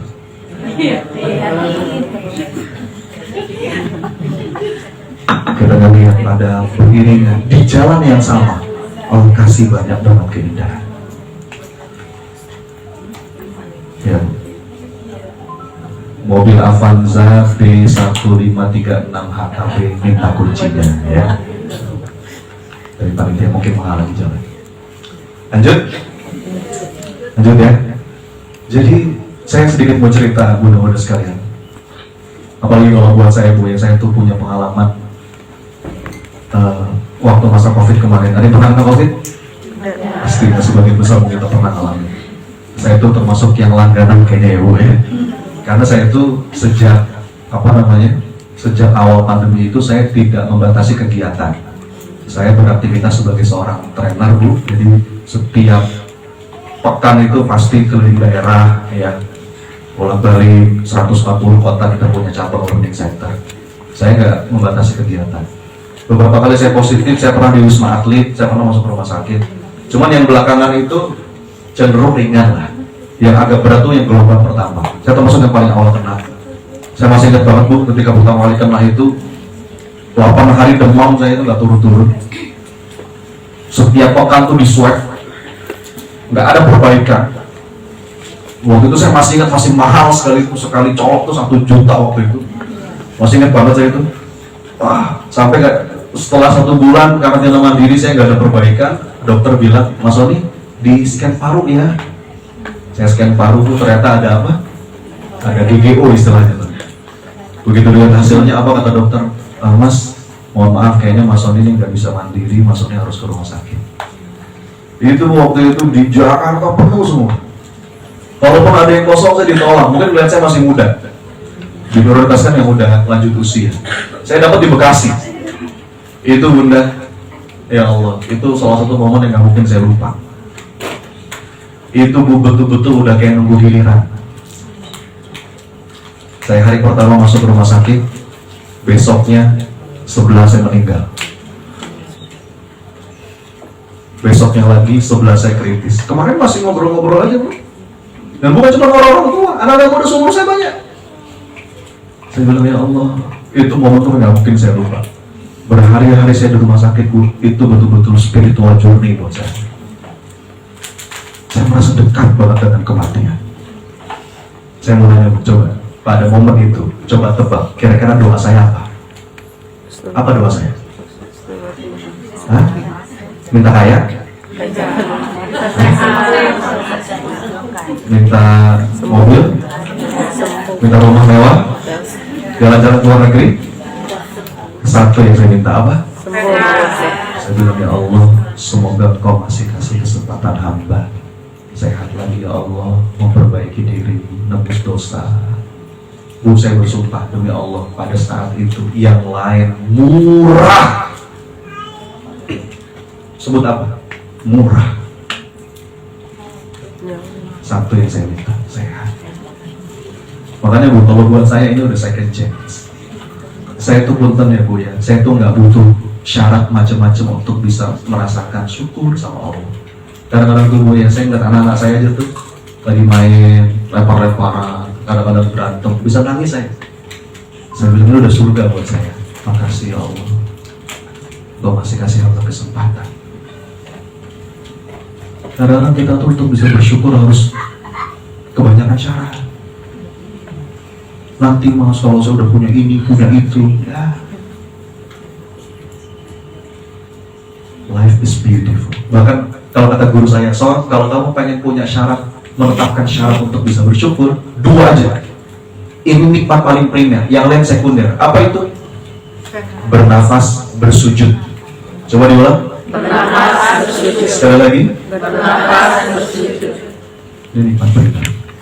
Yang pertama, nikmat nafas. Makasih ya Allah. Kalau kata Imam Ghazali, kalau kamu belum sadar bahwa hidup ini aja udah nikmat, main ke kuburan. Apa kata Imam Ghazali? Apa yang paling diinginkan sama orang-orang yang sekarang udah dikubur? Apa bu? Hidup lagi. Ya Allah, boleh nggak ya Allah hidup lagi bentar aja, memperbaiki amal.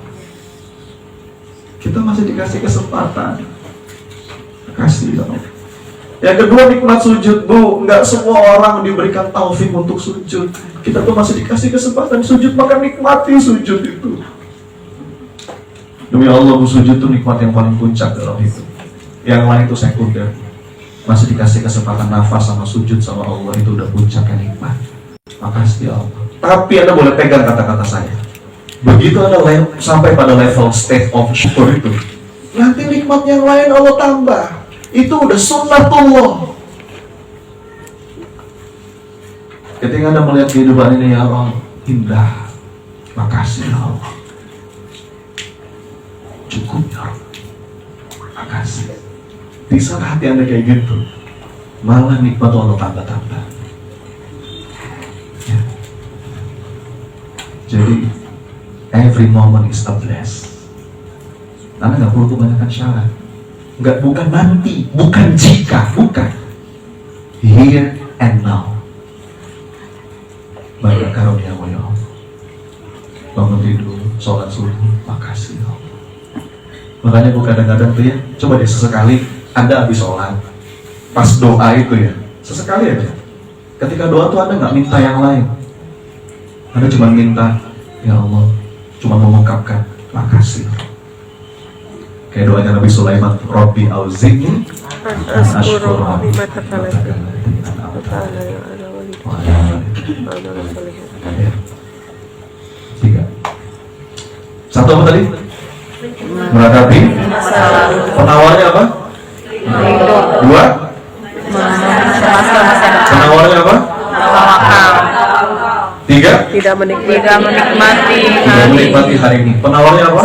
syukur. 4. Jam berapa sekarang? Sedikit lagi ya. Apa yang keempat yang bikin dada kita sempit? Sibuk mikirin apa kata orang. Meletakkan kebahagiaan kita di mulut orang. Selamat menderita. Lu itu tuh gak ada hisapnya buat kita. Gak usah dipikirin.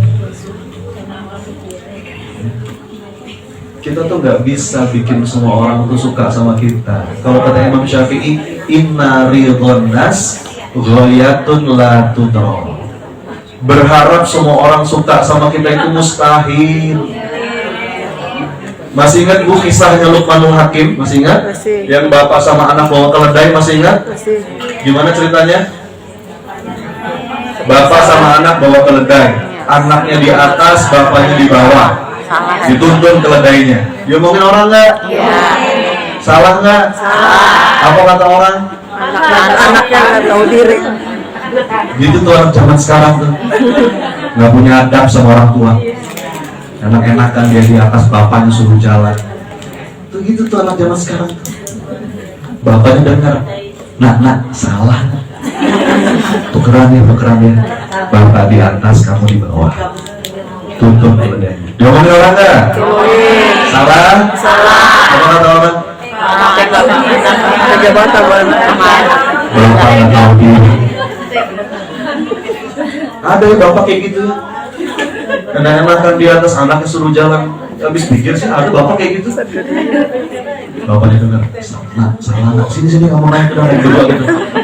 Naik dia berdua di atas keledai ya, jalan keledai. Dia mau keledainya, salah lagi. Apa kata orang? Kasihan. Dasar bapak anak nggak punya peri kebinatangan. Keledai kecil naikin berdua, zolim itu. Kasihan keledainya. Gila, ada tega sama binatangnya orang kayak gitu. Dengar lagi, salah. Turun. Turun dia berdua, dituntun aja keledainya. Ngomong lagi nggak? Salah? Apa kata orang? Ada salah. Bodoh ya. Ngapain mau keledai cuma dituntun? Gak punya otak. Pusing, akhirnya aku saking pusingnya kata bapaknya, udahlah saya gendong aja keledainya. Sekarang semua orang sepakat mereka orang gila gitu.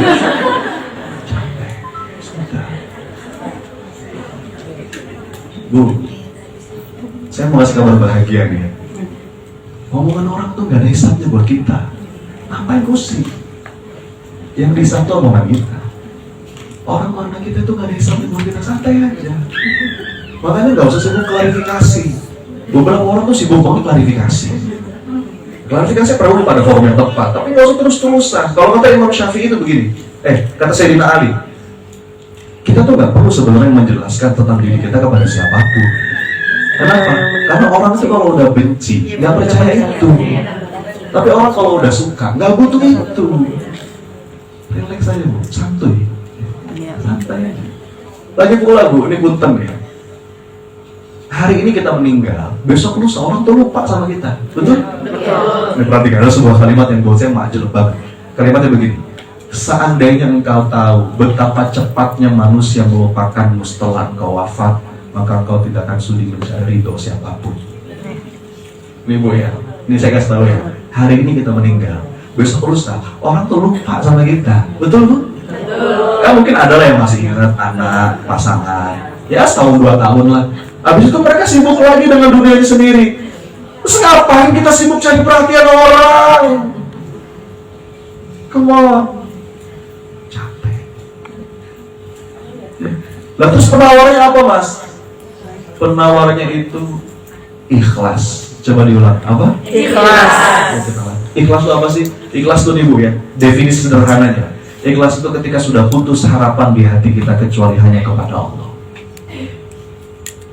Kita tuh sempit dada karena masih berharap kepada orang ya. Berharap kepada manusia itu patah hati yang disengaja. Coba diulang. Berharap pada manusia hati yang disengaja. Bagus buat status WA itu. Tapi serius, kita tuh sempit dada saat kita masih berharap kepada selain Allah. Jujur aja deh, kalau Anda kecewa, perih, pedih, itu tuh Anda masih berharap kepada selain Allah. Mas, orang India itu masih tahu nggak ada saya nggak bisa kayak gini Mas. Dulu itu bisa bantu Mas. Anda ngarep. Baru kalau kata Allah dalam Quran, di antara ciri orang beriman itu la nuridu minkum jazaa'a wala syukura. Bahkan diucapin terima kasih aja kita nggak ngarep. Kita berbuat baik. Kalaupun orang itu berbuat buruk, itu bukan masalah saya. Itu masalah Anda dengan Allah. Itu biasanya boleh buat. Bukan antara kita dan dia, tapi antara kita dan Allah. Jadi Bu, nah latihannya gimana? Latihannya nih Bu ya, saya kasih PR nih. Kalau boleh saya kasih PR. Nih Bu, milikilah amal-amalan rahasia. Ini kalau mau latihan ikhlas ya Bu ya. Punyalah, milikilah amalan rahasia. Saya sepakat Bu, tidak semua amal rahasia. Ada amalan harus terang-terangan. Amalan wajib harus terang-terangan. Syiar, sholat di masjid terang-terangan, masa ngumpet-ngumpet, bersembunyi di semak-semak gitu kan. Mau kemana Mas? Mau sholat duhur di masjid, ngomong aja gak apa-apa. Wajib terang-terangan. Sedekah kadang-kadang ada yang perlu terang-terangan sebagai syiar. Para sahabat itu kan kita tahu riwayatnya, terang-terangan itu supaya syiar. Tapi di samping itu Anda akan merasakan nikmatnya imanmu demi Allah saat Anda punya amalan yang rahasia. Enak, serius. Cuma Anda dan Allah yang tahu. Kadang-kadang kita sedekah di tempat yang orang kenal sama kita. Walaupun kita mungkin ikhlas ya, tapi itu ada efek sampingnya tuh. Sedekah di tempat di lembaga atau itu kita dikenal, itu ada efek sampingnya tuh. Kita sedekah sama satpam komplek rumah, kita ikhlas, tapi ada efek sampingnya, betul nggak? Dihormati gitu, Pak, oh itu. Coba sesekali Anda sedekah di tempat yang orang nggak kenal sama Anda. Wah, lihat. Mau nggak? Atau kasih amalan-amalan yang ada para kiai itu ngajarin. Ada kiai terkenal tuh di Jawa Timur, dan ini nggak ada yang tahu, baru ketahuan setelah beliau meninggal.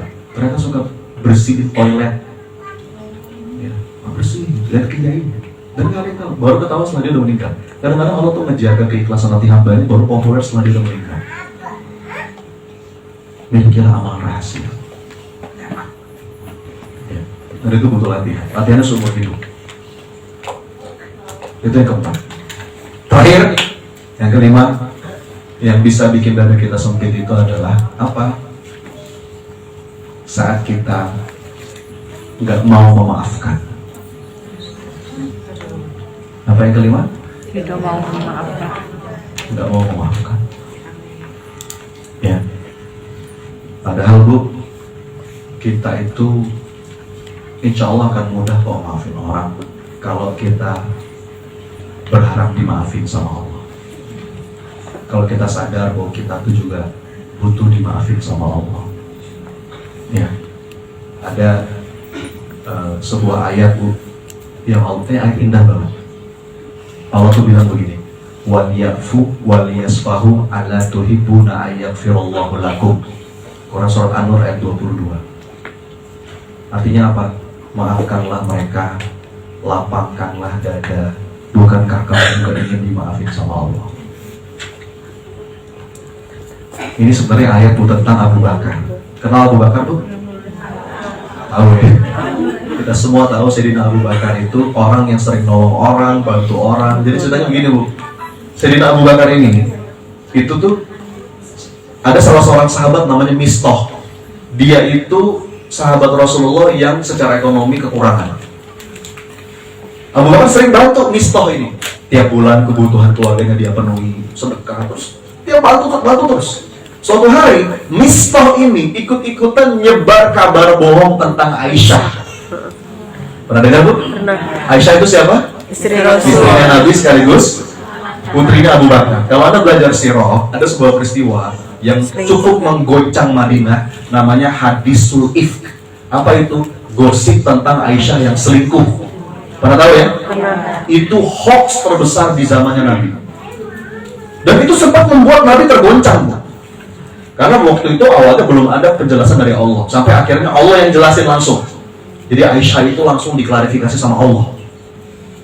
Tapi sebelum ada Allah klarifikasi, Allah turun ayat, itu langsung tergoncang. Santer itu Bu. Aisyah selingkuh, Aisyah selingkuh, Aisyah selingkuh. Ya. Mistoh ini termasuk yang ikut nyebar kabar itu. Kalau bahasa kita mah ikut nge-share, ikut repost. Hati-hati nih Bu makanya. Kalau ada kabar-kabar yang belum jelas kebenarannya, jangan suka gatel repost. Ya. Ikut nge-share, ikut repost, ikut retweet. Ya. Mistoh ikut-ikutan. Nah Abu Bakar tahu, sampai akhirnya turun kan ayat bahwa Aisyah itu disucikan dari yang seperti itu. Abu Bakar marah, ya, sama Mistoh, sampai bersumpah, mulai sekarang saya nggak mau bantu dia lagi, kira-kira gitu. Nah, turunlah ayat Quran surat An-Nur ayat 22. Apa ayatnya yang tadi? Wal yafu wal yasfahu ala tuhibbuna ayaghfirallahu lakum. Maafkan mereka, lapangkanlah dada. Bukankah kamu juga ingin dimaafin sama Allah? Begitu ayat ini turun, Abu Bakar nangis. Dan Abu Bakar mengatakan, astagfirullah, ampuni aku ya Rabb. Aku maafin dia karena aku berharap engkau maafkan. Jadi Bu, kita tuh maafin orang mungkin bukan karena dia layak dimaafkan, tapi karena kita butuh dimaafin sama Allah. Ya Bu, saya punya nenek Bu, kakaknya kakek saya. Nenek ya berarti ya. Umurnya sekarang 94 tahun. Kakek nenek sudah meninggal semua. Dari jalur ayah dan jalur ibu, istri meninggal. Tinggal beliau tersisa. Kita kalau lebaran, beliau tinggal di Manggarai. Kalau lebaran ngumpul di rumah beliau. 94 tahun bu, nggak ada pikun sama sekali. Ya. Ngobrol tuh masih enak gitu bu. Ingat nama cucu, ponakan, cerita-cerita detail. Ya. Secara fisik hampir nggak ada keluhan kecuali kaki aja. Ya sangat wajar lah umur segitu ya. Orangnya ceria gitu ya. Ngobrol. Kemarin waktu lebaran, saya iseng-iseng nanya. Saya nanya begini, Oma, bagi dong Oma rahasianya gimana nih biar bisa kayak Oma, sehat, panjang umur, insya Allah umurnya barokah, banyak ibadah, banyak sedekah. Bagi dong Oma rahasianya. Saya sengaja mau nanya. Pas saya nanya kayak gitu, ada sebuah jawaban yang bikin saya terdiam. Dia orangnya lucu, ngomongin ceria gitu ya. Dia bilang gini, apa ya Son? Oma juga bingung. Tapi Son, ada satu yang berusaha Oma jaga. Dia bilang apa? Oma itu Son, insya Allah nggak pernah punya kesel dan jengkel sama orang lama-lama. Oma itu Son, insya Allah nggak pernah punya dendam, insya Allah. Oma itu Son, kalau lagi kesel sama anak nih dulu nih Son, Oma lagi kesel sama anak, apa yang Oma lakukan? Oma peluk anak Oma dan Oma bilang sama Allah, ya Allah, hamba ridho air susu hamba diminum sama dia. Ya? Habis itu Son, Oma ceria lagi. Oma itu Son gak pernah punya kesel jengkel lama-lama. Saya ngomong gitu bu, dia ngomong gitu, bongong saya. Dalam hati saya, ini materi ceramah saya ini. Dan saya pastikan Oma saya belum pernah ikut ceramah saya.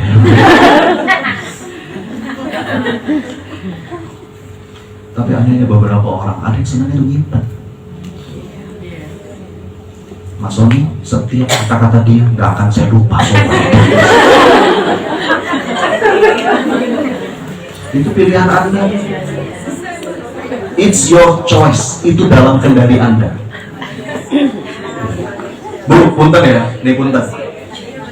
Nih mata. Mata kita. Kalau ada benda asing dikit aja, gimana rasanya? Sakit enak. Enak. Lama-lama infeksi, betul? Begitu pula hati. Ada dikit aja benda asing. Enak. Ya. Dan lagi-lagi kita tuh akan mudah kok. Insya Allah. Makanya kalau itu betul tuh nasihat dari para ustaz. Kalau kita kembalikan kepada Allah ringan betul. Kalau kita berharap Allah maafin kita lebih enteng. Ya Rob, asal kau maafin hamba maafin dia ya Allah. Asal satu aja ya Allah. Makanya kata guru saya ngomong kayak gini, Son, kamu masih butuh gak dimaafin sama Allah? Saya masih ingat bahwa saya itu terus terang, saya juga manusia. Saya pernah punya dendam sama seseorang. Jadi saya ditipu miliaran. Sampai sekarang masih ada. Masalahnya beliau teman dekat. Mungkin kalau yang nipu orang jauh kita cuma sebel. Ini yang nipu tuh orang yang bersama saya percaya, semua udah saya serahkan. Bahkan saya tuh cenderung sayang sama dia sebagai sahabat. Ditipu miliaran. Itu batu dendamnya tuh lama di hati saya. Sampai ya Allah. Ya. Saya datang ke guru saya. Guru saya cuma ngomong kayak gini.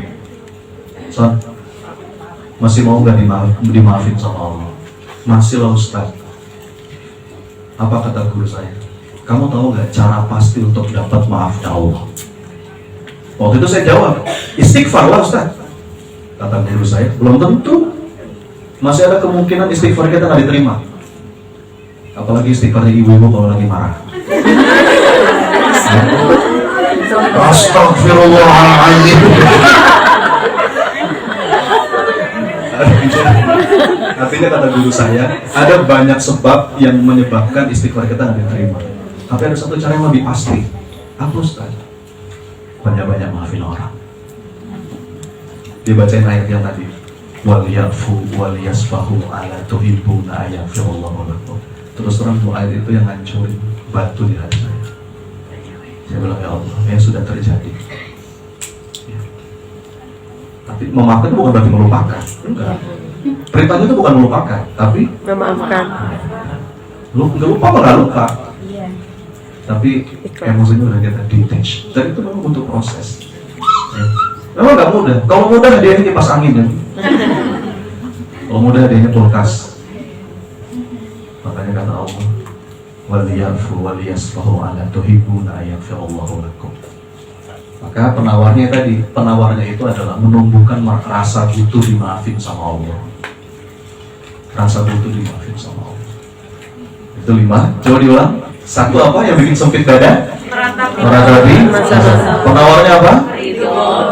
Yang kedua, mencemaskan masa depan. Penawarnya apa supaya lapar? Yang ketiga, Tidak menikmati hari ini. tidak menikmati hari ini. Penawarnya apa? Syukur.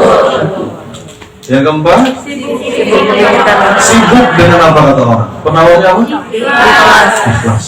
Hanya memberi. Sudah selesai. Allah punya catatannya lengkap, detail, nggak ketukar. Santai aja.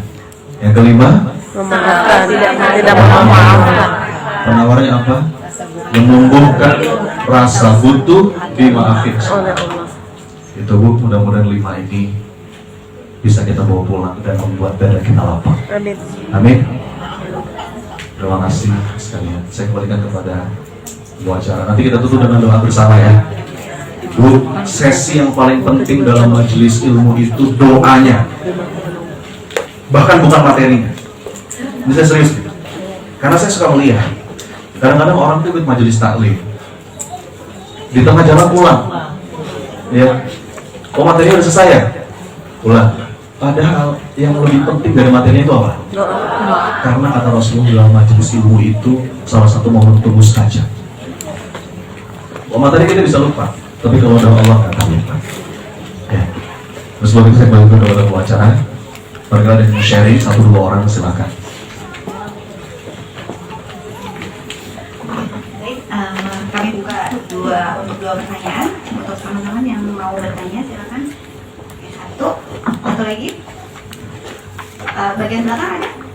Bagian belakang ada? Mungkin tengah. Di depan udah 1, 2. Maaf ya, aku biar bagi rata ya. 1, 2. Ya, kerudungan kuning dan tadi yang percakapan. Silakan. Maaf,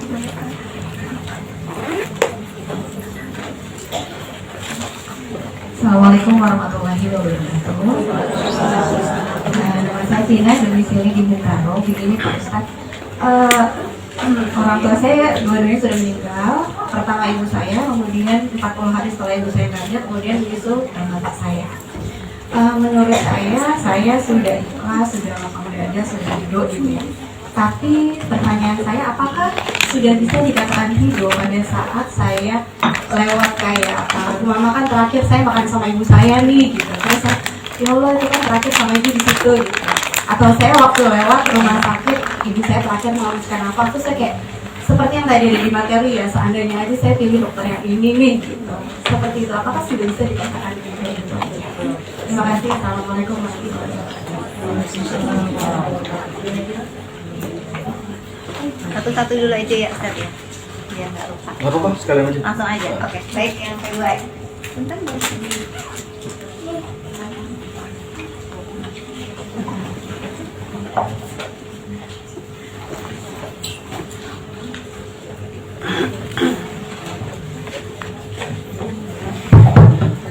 Assalamualaikum warahmatullahi wabarakatuh, Pak Ustadz.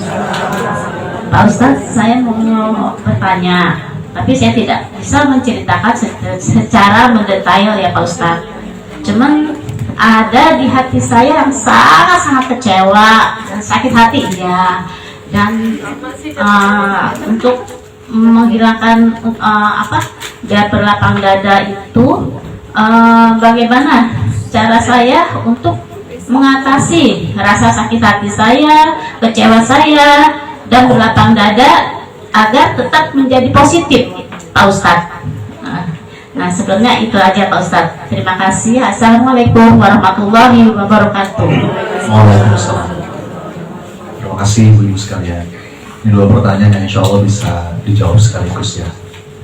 Yang pertama tadi, untuk sampai pada titik ridho itu memang berproses, ya, berproses. Ada beberapa fase. Ini nama teorinya itu Kubler-Ross curve.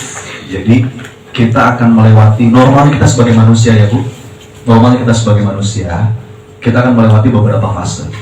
Ini manusia pada umumnya. Ketika terjadi sesuatu yang itu mungkin tidak sesuai dengan apa yang kita harapkan, Fase pertama, kita akan ngalamin yang namanya shock dulu. Apa? Shock, betul? Apapun ketika terjadi sesuatu yang nggak kita harapkan, normalnya manusia, kita akan shock. Shock tuh apa? Kaget. Dapat kabar duka, dapat kabar bisnis ditipu orang, vonis dari dokter, kehilangan sesuatu. Di fase pertama, kita akan ngalamin yang namanya shock, betul? Nanti seiring waktu berjalan, kita mulai masuk fase yang kedua. Fase kedua itu apa? Denial namanya. Apa fase kedua? Denial itu apa? Menyangkal. Menyangkal tuh begini. Ini pasti hanya mimpi. Ini gak benar terjadi kan? Kamu bohong kan? Wake up. Itu denial. Ya. Kita ngalamin tuh satu titik itu. Nanti seiring waktu berjalan, masuk lagi ke fase berikutnya. Ternyata itu betul-betul terjadi. Kebanyakan orang akan masuk fase selanjutnya, apa itu? Frustrasi atau anger, marah dengan keadaan. Ya. Ini gara-gara dia, gara-gara dia, gara-gara dia. Biasanya di fase ini, kebanyakan orang itu semua ditunjuk, kecuali siapa? Dirinya sendiri. Dia punya prinsip hidup SOSKS. Apa itu? Semua orang salah kecuali saya. Kita nggak akan ketemu tuh lapang dada selama kita masih nunjuk pihak lain. Kita baru ketemu lapang dada setelah nunjuk siapa? Kayak doanya Nabi Adam, Rabbana Zalamna, atau doanya Nabi Yunus, Subhanaka inni kuntu minaz zalimin. Itu doanya Nabi Musa, Rabbi inni zalamtu nafsi faghfirli. Tapi ada masanya kita menyalahkan semuanya. Nanti masuk lagi ke fase berikutnya nih, titik terendah, namanya fase sedih atau depresi. Ya. Nah di sini mulai menyalahkan diri sendiri, mulai. Tapi kita akan ngalamin, normalnya kita akan ngalamin. Nah, kabar baiknya apa? Sebetulnya kebanyakan orang seiring waktu berjalan, kita bisa kok pulih dengan sendirinya. Mulai menyesuaikan diri, mulai berpikir life must go on, hidup harus terus berjalan. Saya nggak bisa kayak gitu terus. Sampai pelan-pelan masuk baru fase yang namanya acceptance alias Menerima. ridho. Jadi nggak apa-apa, jalanin aja, take your time. Ya, kayak kemarin saya baru ngisi kajian di Bogor, ibu-ibu habis kajian curhat sama saya, nangis gitu. Dia baru kehilangan suaminya, kehilangan anaknya, dan waktunya berdekatan. Dia bilang, Mas Omni, saya udah berusaha tegar Mas, tapi saya nggak bisa. Setiap kali saya kesini saya ingat suami saya. Setiap kali saya gini, jawaban saya apa? Bu, jangan berusaha tegar. Ya, jangan berusaha tegar. Yang pertama sadari itu. Nah ini, sekaligus menjawab ibu. Ini proses untuk lapang dada nih. Proses pertama itu adalah sadar. Apa dia bilang? Sadar. Sadar itu ngaku. Akui aja. Jangan ditolak. Jangan denial tadi. Akui. Mengenali apa yang Anda rasa dan Anda akui itu. Ya Allah, aku sedih. Ya Allah, aku kecewa. Ya Allah, aku terluka. Ngaku itu penting. Kita ini manusia, Bu, bukan malaikat. Allow yourself to be human. Nabi aja sedih kok. Tapi sedih nggak? Nabi Yakub sedih ketika anaknya Nabi Yusuf hilang. Dan dia akui kesedihan itu. Qala innama ashku bathi wa huzni ilallah. Rasulullah sedih ketika Ibunda Khadijah wafat. Jadi Nabi aja ngalamin sedih, apalagi kita yang bukan Nabi. Jadi pertama akui dan terima itu. Jangan disangkal. Disangkal, menyangkal tuh gimana? Nyangkal tuh gini. Kamu kenapa? Aku nggak apa-apa. Kamu kenapa? Aku nggak apa-apa. Bencana. Bencana ya Om. It's okay. Nah itu nyangkal, nggak apa-apa, akui aja. Ngaku itu pintu gerbang awal pemulihan. Orang tuh kalau sudah mau ngaku, itu udah dikit lagi sembuh. Dikit lagi sembuh. Orang kalau sudah mau ngaku, itu udah 50% menurut saya. Kemarin ada orang curhat sama saya, Mas Sony, Saya itu orangnya sombong, Mas. Saya itu orangnya suka riak, Mas. Itu udah berani ngaku gitu, luar biasa. Dikit lagi pada perbaikan. Saya itu orangnya, Mas, masih suka ngerendahin orang. Itu udah ngaku gitu, luar biasa. Beberapa orang tuh nggak sadar, nggak mau ngaku. Dosa saya apa? Apa dosa saya? Ah, itu dosanya. Nggak merasa dosa. Pertama ngaku. Jadi 3 langkah. Ini agak putus-putus. Jadi take your time, ya Bu ya. Kita semua berproses. Makanya kadang-kadang orang kalau lagi sedih, itu kadang-kadang nggak butuh nasihat, Bu.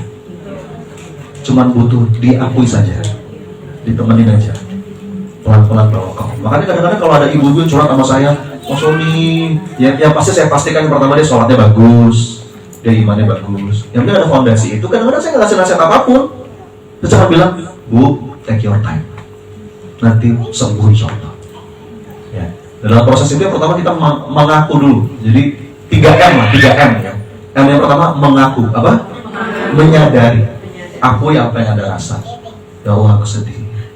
Jangan ditolak, jangan dilawan. Bahkan dipeluk, maksudnya apa? Seandainya rasa itu sebentuk makhluk, peluk dia. Nanti pelan-pelan biarkan dia pergi dengan damai. Ya, di langkah pertama itu mengaku. Akui apa yang Anda rasa. Jangan pura-pura. It's okay not to be okay. Coba diulang. It's okay not to be okay. Itu judul drama Korea. Nggak apa-apa kok kalau kita merasa nggak baik-baik saja. Kita ini manusia. Nabi aja ngerasain sedih. Karena semakin Anda berusaha menyangkal dan menolak itu makin susah nanti. Terima aja. Oke, ya Allah, aku sedih. Nah, setelah M yang pertama mengaku, baru masuk M yang kedua. M yang kedua itu apa? Mengadu. Coba diulang, apa? Sekali lagi, apa? Sekali lagi. Jadi jeda itu penting. Jeda itu ambil jarak waktu untuk mengadu. Mengadu kepada siapa? Boleh nggak sih Mas ngadu sama orang, curhat sama orang? Boleh. Tapi pastikan orangnya orang yang tepat. Ya, bukan ke semua orang. Pastikan mungkin ke ustazah, ke konselor, mungkin orang yang bijak, orang tua kita. Kadang-kadang kita pengen ke semua orang, itu yang nggak boleh. Pastikan orang yang tepat. Ya memang kita tuh pengen cari solusi, pengen minta arahan. Bukan ke sembarang orang. Apalagi ngadu di medsos. Ya. Rugi ngadu di medsos. Menurut riset, kalau kita curhat di medsos, 80% orang nggak peduli. Yang 20% gimana? Peduli? Enggak. Dia malah syukurin gitu. Jadi dalam hal sekecil apapun, adukan kepada Allah. Bahkan Bu, Nabi itu ngajarin kita untuk urusan sandal yang putus, bilang ke Allah. Saya mau nanya ya, jujur. Anda pernah nggak sandal putus, terus angkat tangan?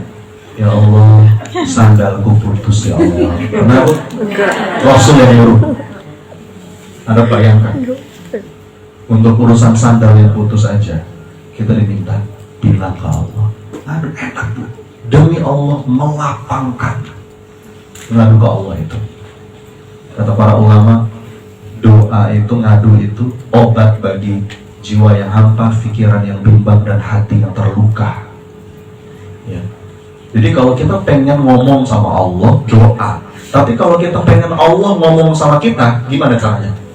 Quran. Wa huwa syifa'un lima fis sudur. Jadi dalam jeda itu isinya 3. Doa, Quran, sholat. Coba diulang.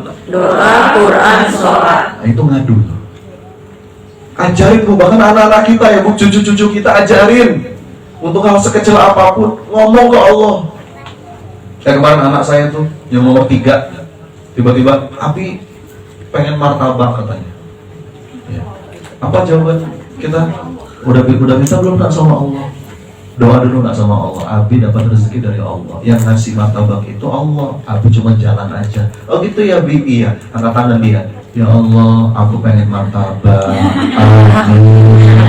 Habis dia kayak gitu, baru saya pesan GoFood. Itu ngajarin anak hal sekecil apapun. Ya. Jadi mengadu, mengaku dan mengadu ini Bu, kalau kita gabung jadinya doa yang akan melapangkan. Ngaku tuh ngaku rasa, mengakui nikmat, dan ngaku dosa. Itu melapangkan banget loh. Ngaku nikmat dulu baru ngaku dosa kalau dalam Sayyidul Istighfar. Abu ulaka Dinikmatika alaya wal kalau lagi sempit tuh, diantara syair yang paling saya suka tuh saya al-itiraf. Ilahi ilah tulil fidam si ala wala aqwa ala nari jahili. Ya Allah, aku tuh gak pantas masuk surgamu ya Allah, tapi aku juga takut kalau harus masuk neraka ya Allah. Fahabli taubatan waghfir dhunubi fa innaka ghafir dzambi adzim. Kemana lagi kalau bukan kepadamu ya Rabb, kau mohon ampun, engkau sang penerima taubat. Jadi ngaku yang pertama, mengaku tuh ngaku rasa, ngaku nikmat, artinya dari sekian banyak mungkin kesulitan nikmat Allah lebih banyak. Yang ketiga ngaku dosa, itu aja udah melapangkan. Lalu yang kedua ngadu. Pertama apa? Mengaku. Yang kedua ngadu. Yang ketiga, nah ini proses ya, proses untuk menuju lapang dada.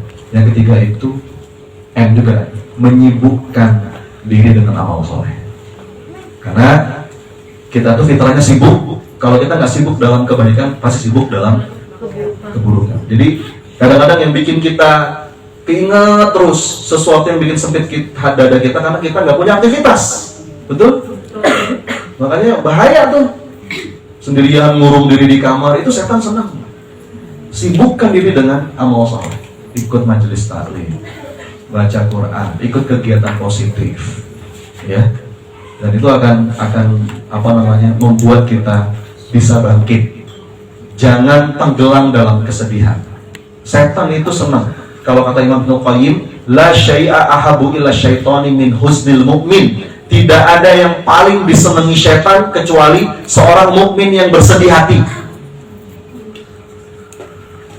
Jadi kalau pengen di like sama setan gampang Bu. Caranya gimana? Sedih aja. Setan senang. Serius.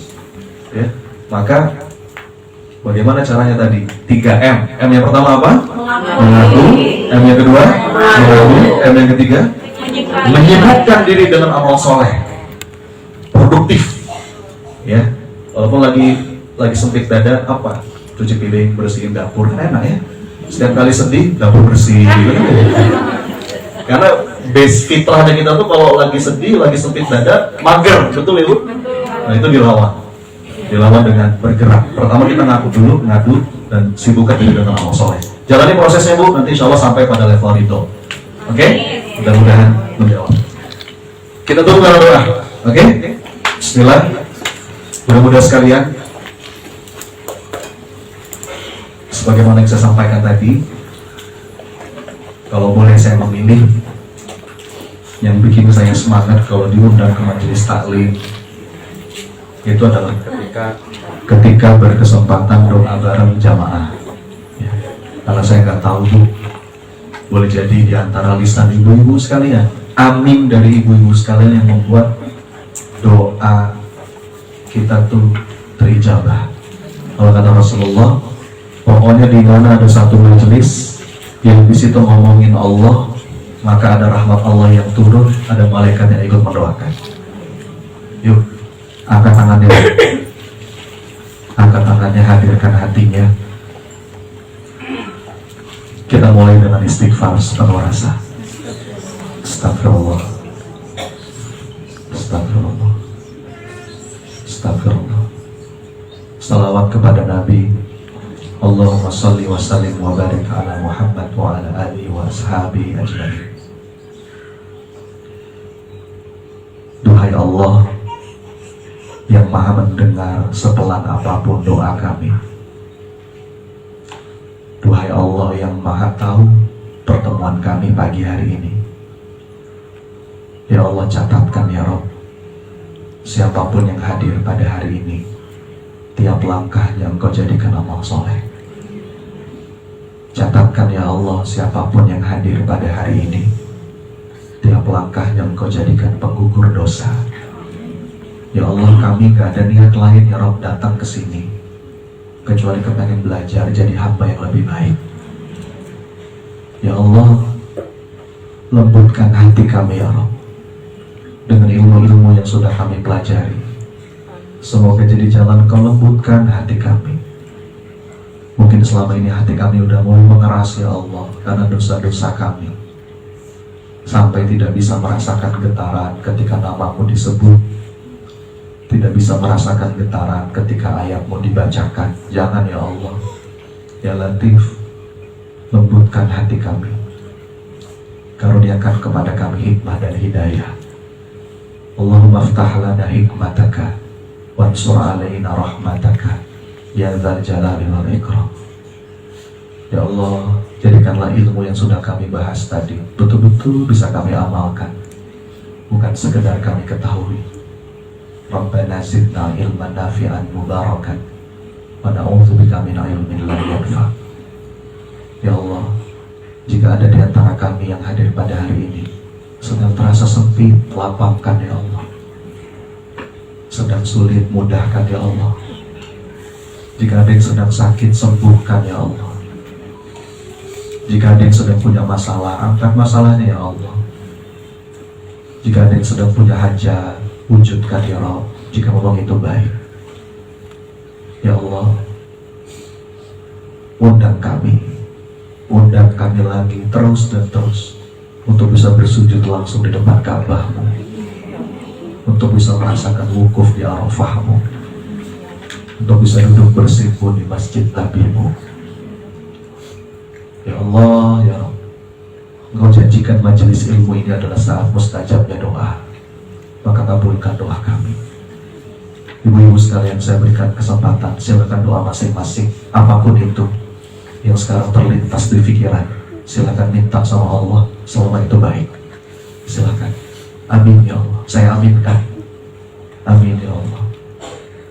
Apapun yang terlintas, lagi ingat anak, lagi ingat pekerjaan, bisnis, rumah tangga, apapun itu, silakan. Saya aminkan. Amin ya Allah. Lagi punya hajat, lagi punya masalah, silakan minta tolong sama Allah. Silakan Bu, saya kasih waktu, saya aminkan. Amin. Ya Allah, kabulkan. Jika itu memang baik ya Allah, kabulkan. Kabulkan. Amin. Amin ya Allah. Allahumma inna nas'aluka taubatan nasuha wa taubatan qablal maut. Ya Allah, berikan kami semua yang ada di sini kesempatan taubat sebelum Kau panggil kami nanti.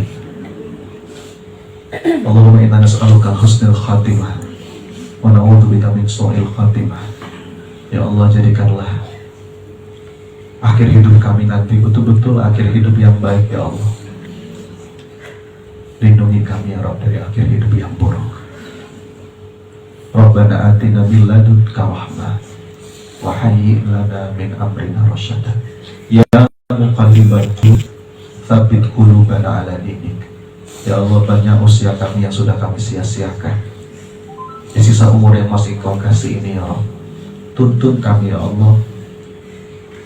Jadikanlah betul-betul sisa usia kami di jalan ketaatan ya Allah. Tuntun kami ya Allah. Berikan kami taufik dan hidayah. Dan berkahi tempat ini ya Allah. Berkahi Mukena Khadijah dan semua orang yang menjadi sebab terselenggaranya acara pagi hari ini. Rabbana atina fid dunya hasanah wa fil akhirati hasanah wa qina adzabannar. Bahagiakan kami dunia dan akhirat. Rabbana wa taqabbal du'a ya sami'ad du'a. Amin amin ya rabbal alamin.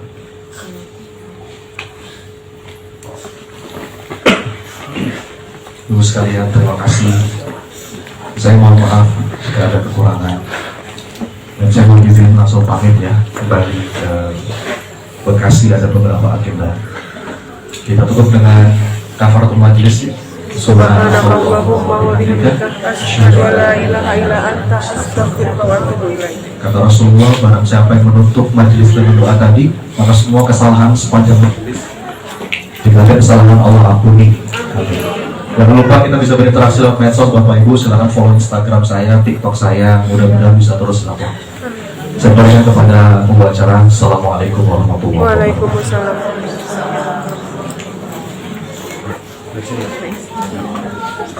Baik, alhamdulillahirobbilalamin. Terima kasih Ustadz Sony dan jamaah, terima kasih. Ini masih banyak yang merasakan emosi ya teman-teman ya, Masya Allah. Kayaknya cepat banget ini, kita lebih panjang lagi mungkin sampai maghrib nih kayaknya Ustadz nih, supaya bisa lebih keluar nih lapang dadanya, Masya Allah. Oke, baik teman-teman, karena sudah ditutup dengan doa kafaratul majlis, mohon kesediaan teman-teman semua untuk kita berfoto bareng dengan Ustadz. Dan sebelumnya ada bingkisan Ustadz dari kami dan juga dari sponsor kami, Mukena Siti Khadijah dan Wardah, yang akan diserahkan oleh Siti Khadijah untuk yang serius.